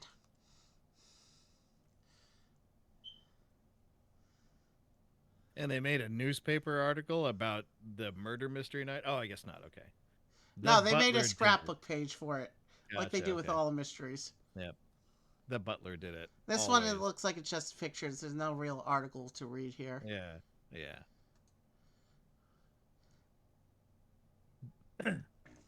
See, that's Lady Saltcoats. Dear, I can't remember what I did for her. Oh, well. Dear Uncle and Jake, I again wanted to relay our delight that you two were able to solve our annual murder mystery weekend. As you two clever things deduced, the butler did it. I was convinced that my red herrings would throw you off track, but you came through with flying colors. Congratulations, my dears. We look forward to seeing you at Malford Manor again shortly. All right, what do we say? One more? Yep, let's do another one. Let's do it. Havuk says finally has the internet fixed, at least temporarily. Okay, good deal. And then Yeah, if So if we can irritating when do that goes down. if we can do these last 7 on the next episode, we'll be halfway through the game. Yeah, that's pretty good. Yep. So we'll finish tonight. So we had a nice run tonight. We had some really interesting mysteries tonight. But we are now going to finish tonight with the case of the smuggler's stash. The smuggler's stash. Did it look like this? Yeah, yes, it's a smuggler's stash, but I am not a smuggler, so I guess it's not that. Never mind. Here's one you two might be interested in, hot off the presses. Our Devonshire Bureau just called in a story about a break-in at an old smuggler's cave. The locals suspect a ghost. I'm off to Scotland Yard to have a look at their files on the case. Coming along? Sure thing. Let's go. And it's off to Scotland Yard. Scotland Yard. Scotland Yard. Why is it a yard and not a building? It seems a building would be more helpful. There's Aunt Miranda with Inspector Blodges. She's probably trying to interview him about that cave, but it doesn't look like he's being very helpful. Well, yes, it is public information, Miss Eagle, but you needn't be so hasty. You'll get your chance when I'm through with my report. There. Now, what is it your journalistic mind craves to know this time? What do you make of the story that the ghost of Black Bruce the Smuggler has come back to haunt his cove in Torbay? Piffle, poppycock, preposterous. Prognostication, prestidigitation. Peter Popoff. I see. May I quote you, sir? Quote away, madam. It's ridiculous to think that the ghost of a man who was hanged in 1840 would break open a lock on the door of a cave fishermen use for storage. I believe this to be a much more serious case than a simple breaking and entering. I think I may have uncovered a new kind of smuggling ring, one that smuggles the eggs of valuable endangered birds. Now, really, that's all I'm at liberty to say at the moment. Check the file if you must. I'm sorry, but I'm a busy man. Now, shove off. The case evidence box contains part of the broken shell of a small cream-colored egg with red-brown markings. Inspector Blodge's file outlines the details of the case. Captain Mark Coppinger of Torbay, in the county of Devon, uses a cave at the bottom of the cliffs to store his fishing gear. The mouth of the cave has been sealed for generations by a stout wooden wall with a large door. At the end of the last fishing season, Captain Coppinger put away his fishing gear and locked the door. When he checked the cave earlier this week, he found the lock on the door of the cave broken and some strange items strewn about inside. Thick nylon ropes, pythons, and some broken eggshells. Yeah, batons. Captain Coppinger is positive that the cave's location and its history as a smuggler's hideout is known only to the local people of Torbay. There were heavy boot prints in the thick red clay of the cave and seashore. A note mentions that the eggshell sample has been sent to the Natural History Museum for identification. Pythons? What are those? We'll have to look that up at the library at the British Museum. Maybe we can get some information about smuggling and smugglers there, too. And off we go. Havuk says, too much scotch, not enough time to build. Peter Popoff. Yeah, I know. I don't know where that. I was Let's trying to start think of at the Peter Natural Parker. History Museum. My mind went somewhere entirely else. The marvelous cathedral-like buildings of the Natural History Museum were built in 1881. It houses impressive examples of dinosaur skeletons and many rare and fascinating specimens of species extinct and living.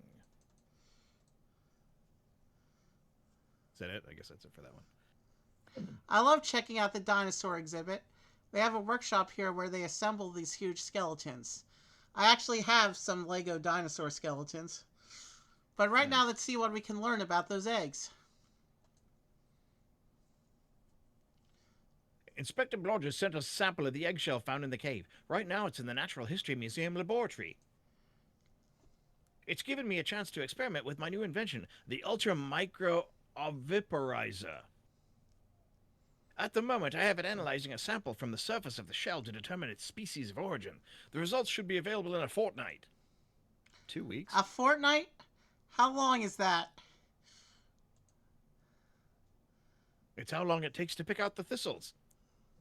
2 weeks. So I just had a quick look in my big book of birds' eggs in the meantime. The eggs are from Falco peregrinus, a peregrine falcon, no question. We've got a falcon exhibit up in the next room. Have a look if you'd like. You okay? The pterosaurs were flying reptiles with bat-like wings formed from the skin connecting their long fingers. How is that in any way relevant? It's not.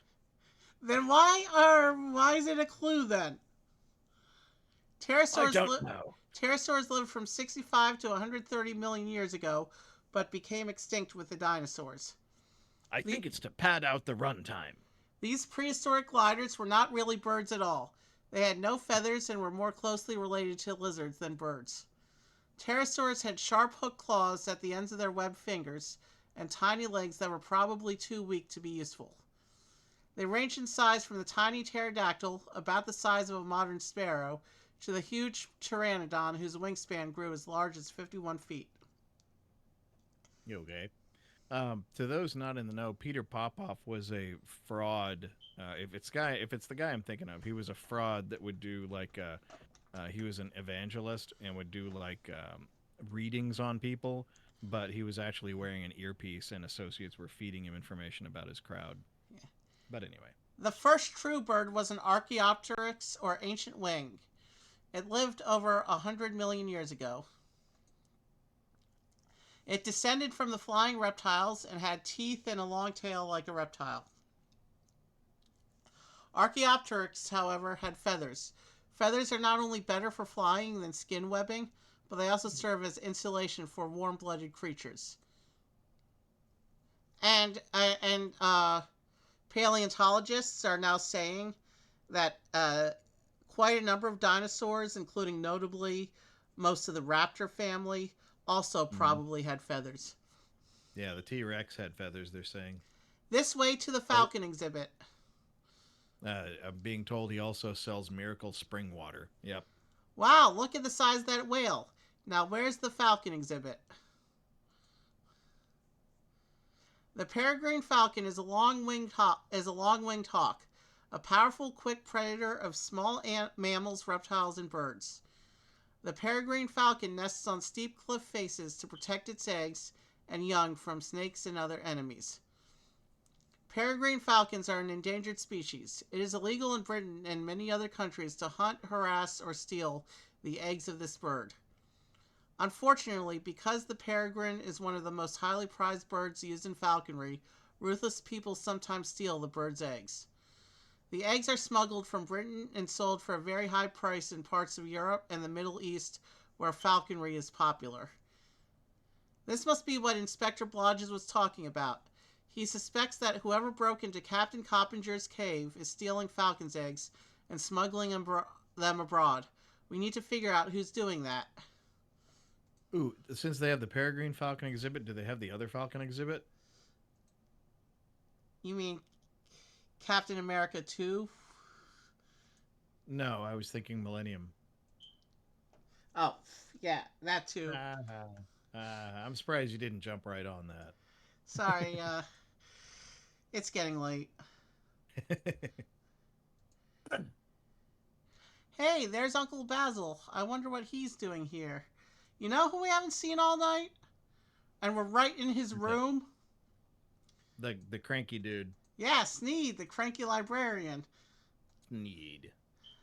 He hasn't shown up all night. He's probably taking the day off. Yeah, probably. Probably went to go harass someone somewhere else. Is it frozen or? No. It was me in another window. Oh, okay. Jake, Uncle, lovely to see you. Miranda didn't send you down here to fetch me, did she? I'm nearly through. Just wrapping up the research for my latest novel. We're here to do some research too on smuggling. Well, you're welcome to check out my notes on the ill-gotten booty of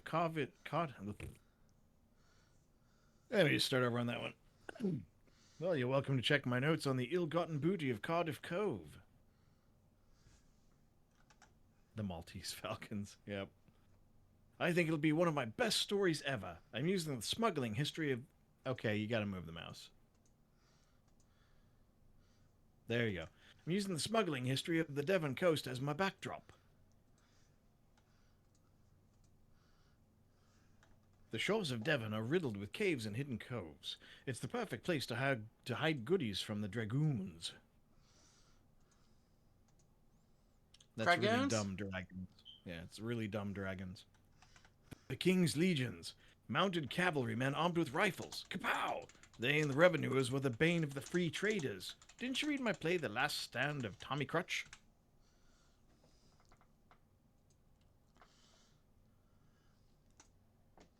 Oh, I think Jennifer did, Uncle Baz. I'll ask her to tell me all about it when we get home. Good cover. Yeah. Alright, we have some books to read real quick, and then we gotta hop on a train and go check out this cave. Here's a dictionary. Let's see what python means. A metal spike used as an anchor by mountain climbers to fix a strong rope to a cliff in order to climb down the cliff face. Many smugglers in Devon became folk heroes and portrayed themselves as noble thieves like Robin Hood. In actual fact, smugglers tended to be ruthless, greedy killers who valued their profits over human life. Some of the smugglers who gained renown belonged to smuggling families. Fathers in these families handed down the tricks of the trade to their sons, much as a blacksmith or a farmer would do. One such family was the Mutter family, who smuggled brandy, silks, and other taxable goods up and down the Devonish coast for generations. Smugglers often used inns or pubs as a base of their operations, and some inns today even include the word smuggler in their names. In the 1800s, heavy taxes were placed on goods imported from Europe into England. Sneaking these items into the country without paying taxes was called smuggling.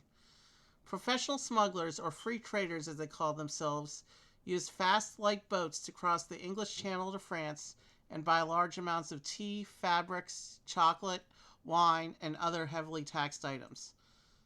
After sundown, they would smuggle the goods back to England by way of the thousands of little-used coves and small harbors on the British shore. Since those caught smuggling were severely punished, the smuggler had to be careful to avoid the king's revenuers. The Revenue Service, founded in 1698, patrolled the waters and harbors of the English Channel on the lookout for illegally transported goods. So we're basically looking at one branch of piracy here.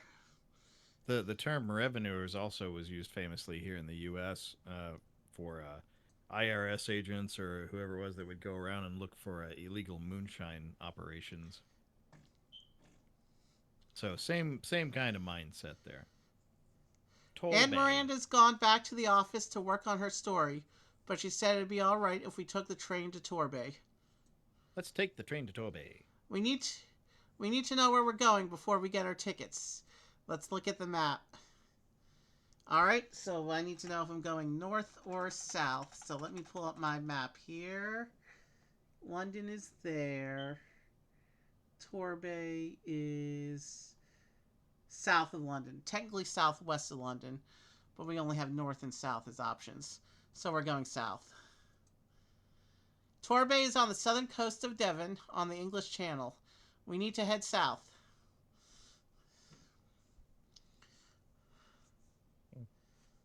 Sorry, I was looking at my Google Maps on my phone. Hey, we're back in this little village. I can smell the sea from here. The people who live here should be able to tell us more about Captain Cobbinger's cave and the Peregrine Falcons. I'm being told Uncle Basil, Basil, where's Aunt Sage and Grandpa Oregano? Probably with Sister Time. Here's And Mrs. also Feckham again. Yeah, okay. Also, Brandy, Silks, and Skittles. Taste the rainbow. Okay. Right. Miss Peckman. Peckman. What did I do with her? Yes, well, she. I can't remember what I did for her. Yes, dears, the town's all abuzz with old Jim Coppinger's story. He told it to me himself as I come up from the shore. I've been out collecting these lovely shells. Aren't they dear? This one's a lady's slipper. I can't say I credit Jim's story much. Ghosts and haunts in the old caves. Really. I spend hours each day on the beach, collecting special shells and keeping an eye out for birds to mark off in my bird-watching book. I've never once seen a ghost or spectre of any kind. Mrs. Feckham, have you ever seen any peregrine falcons near the shore? I've been lucky enough to spot a few, actually. They're quite rare, you know. I saw a pair just a few weeks ago near the cliffs. I wouldn't be surprised if they had a nest along the cliff face somewhere. Lovely things, those falcons. Mrs. Feckham's Wellington boots are caked with red clay and sand. It's blood. She did it. She's the murderer. The Smuggler's Inn looks like a good place to start. Good thing it's before 6 p.m. After that, you have to be 18 to get in. Or to buy beer, because I think it's 18 in England. I bet the owner here will be able to tell us about smuggling in these parts.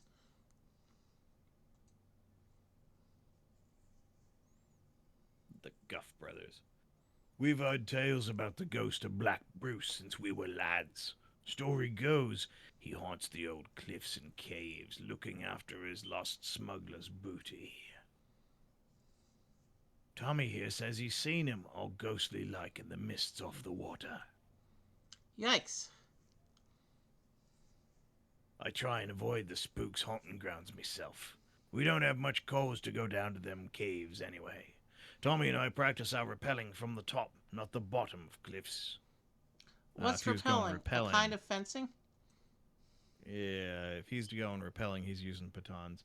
Nah, it's dropping down off a cliff face, quick as you can on a rope. Mountain climbing, lad. Well, actually, sort of the opposite of mountain climbing, but whatever. Tommy and me are best in the county. He doesn't talk much out, Tommy, but he'll hold steady as a rock when the rope's round him. The Guff brothers' boots are caked with thick red clay. Plus, they just look sus. That was the style at the time. But looking sus doesn't mean anything in this game. True. This is Jim Mutta. I can tell thee tales as 'd have your hair stand on end of smuggling and wrecking around here. Many years ago it was, back before my great-great-granddad was a lad. Mutters have been around here for centuries, running this here in or fishing, like I did before the ropes cost me my leg. The lads of the free trade had ranged the coast, pulling in all manner of tubs and crates full of brandy and the finest silk. He sounds too much like the other guys. They'd hide them out in caves down by the shore, then traffic them up here on back of horse carts, looking like they were full of hay. Way back, one of mine was in with him. He'd hide the tubs down in with the ale kegs in the basement and swear back and forth to revenuers they were naught but old beer. That's why they call this place the Smuggler's Inn. Wouldn't surprise me at all if there are smugglers round here again. That cave's famous for being Black Bruce's hideout. Everyone in town knows about it. So I guess we have to Oh, go. What? Was that Jim Varney? Oh, I messed that up then. Dang. Oh well. Looks like we have to Yeah. go look at the cave itself. This path leads down to the cove where Captain Coppinger's cave is, right on the beach. So we're gonna finish the day with a beach scene. Wow, this place is creepy. I can imagine a ghost hanging out here for sure. I didn't have a note for him. Oh well. He's new. This guy's new. We've never seen him before.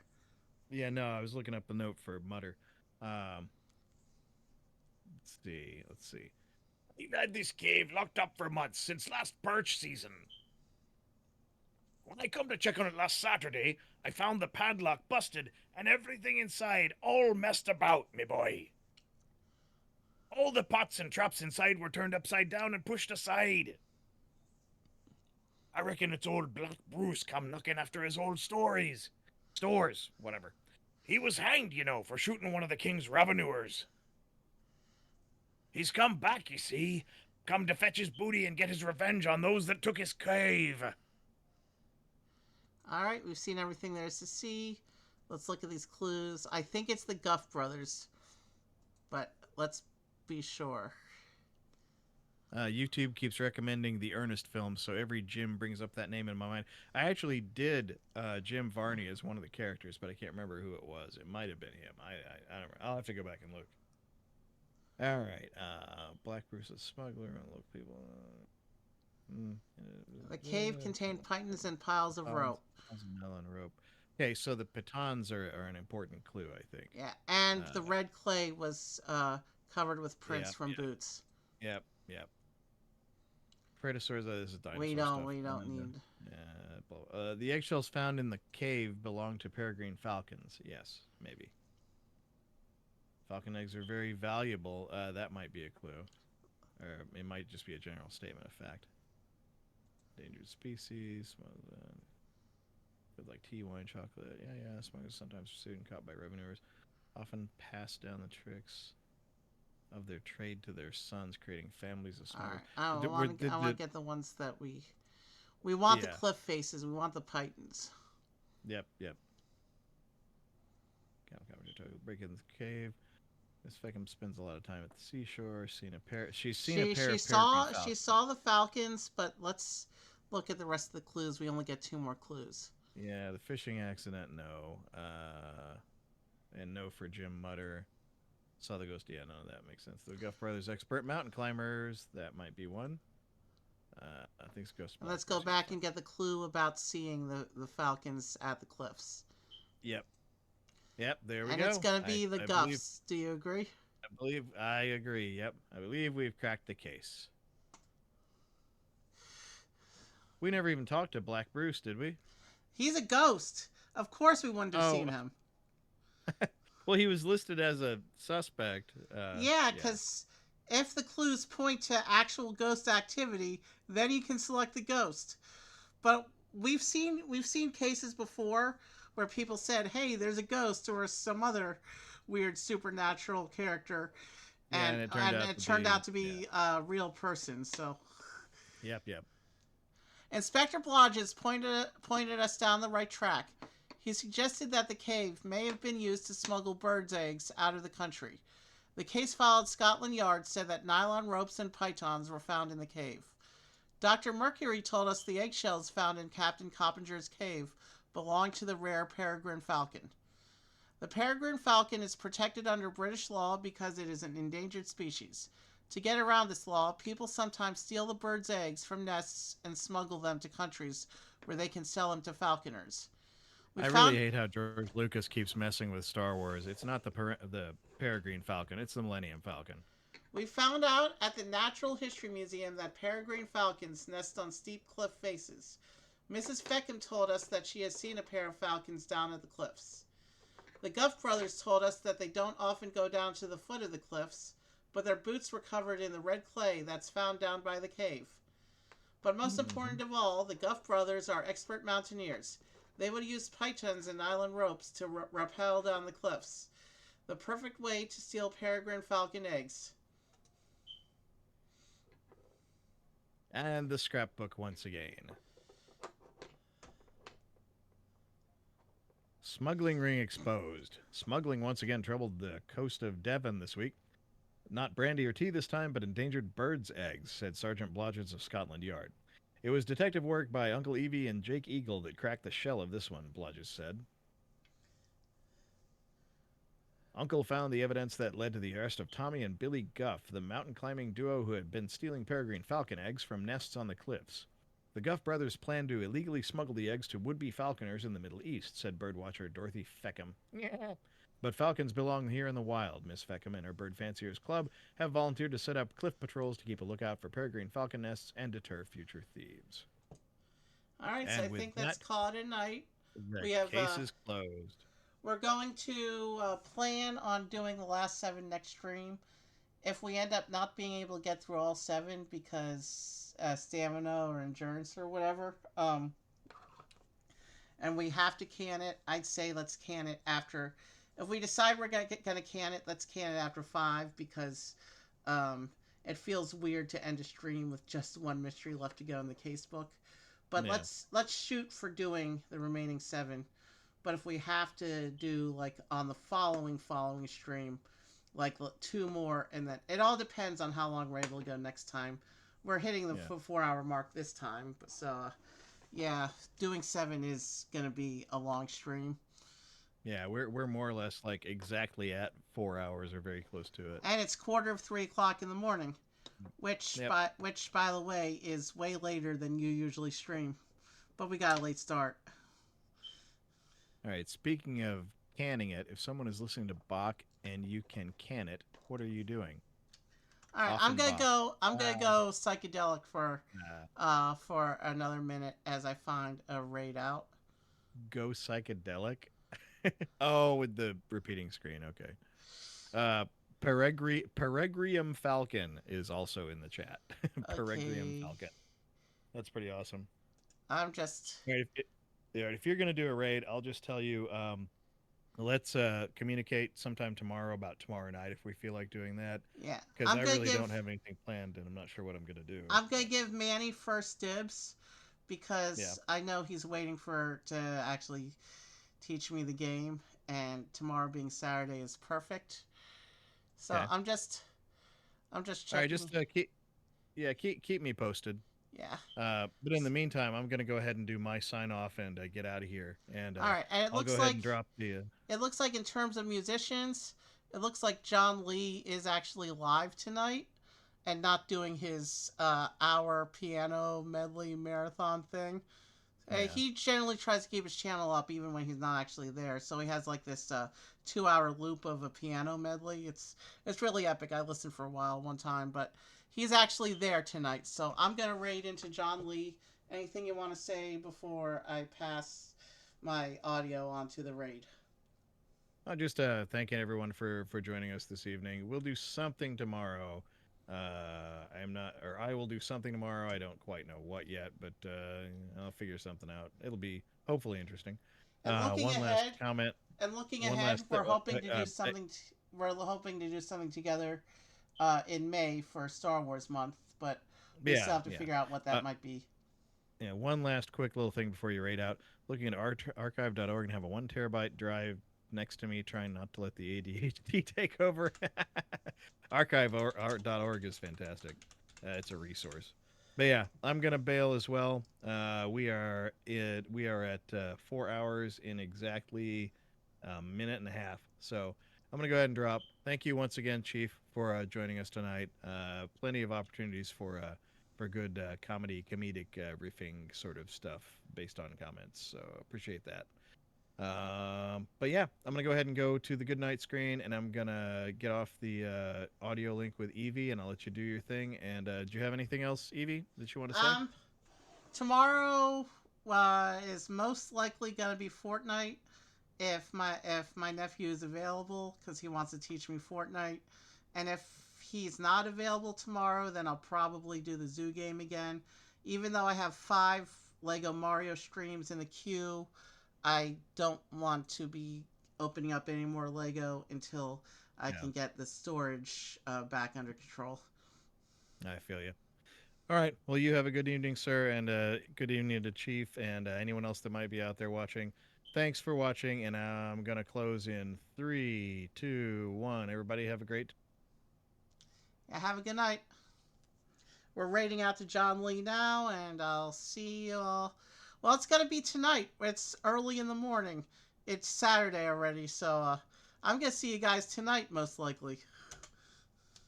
The raid has been initiated. Have a good night. We'll see you soon. The raid has been...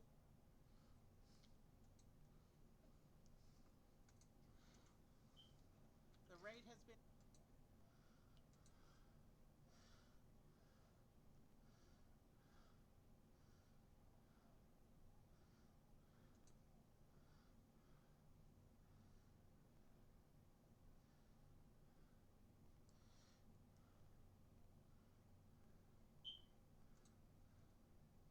Yeah, you had to take the rook there. Yeah. Uh, That is kind of cool because like you would think We any gotta- other king move, this seems to be the worst move. It's like literally the only move that allows them to just take the queen. Well, I told you, it's like it's a king. Right, it's a queen discover sack. check, and then of It's course, a queen sack, and then, Yeah. so then we basically win a rook after all that, which is pretty, powerful. Well, and then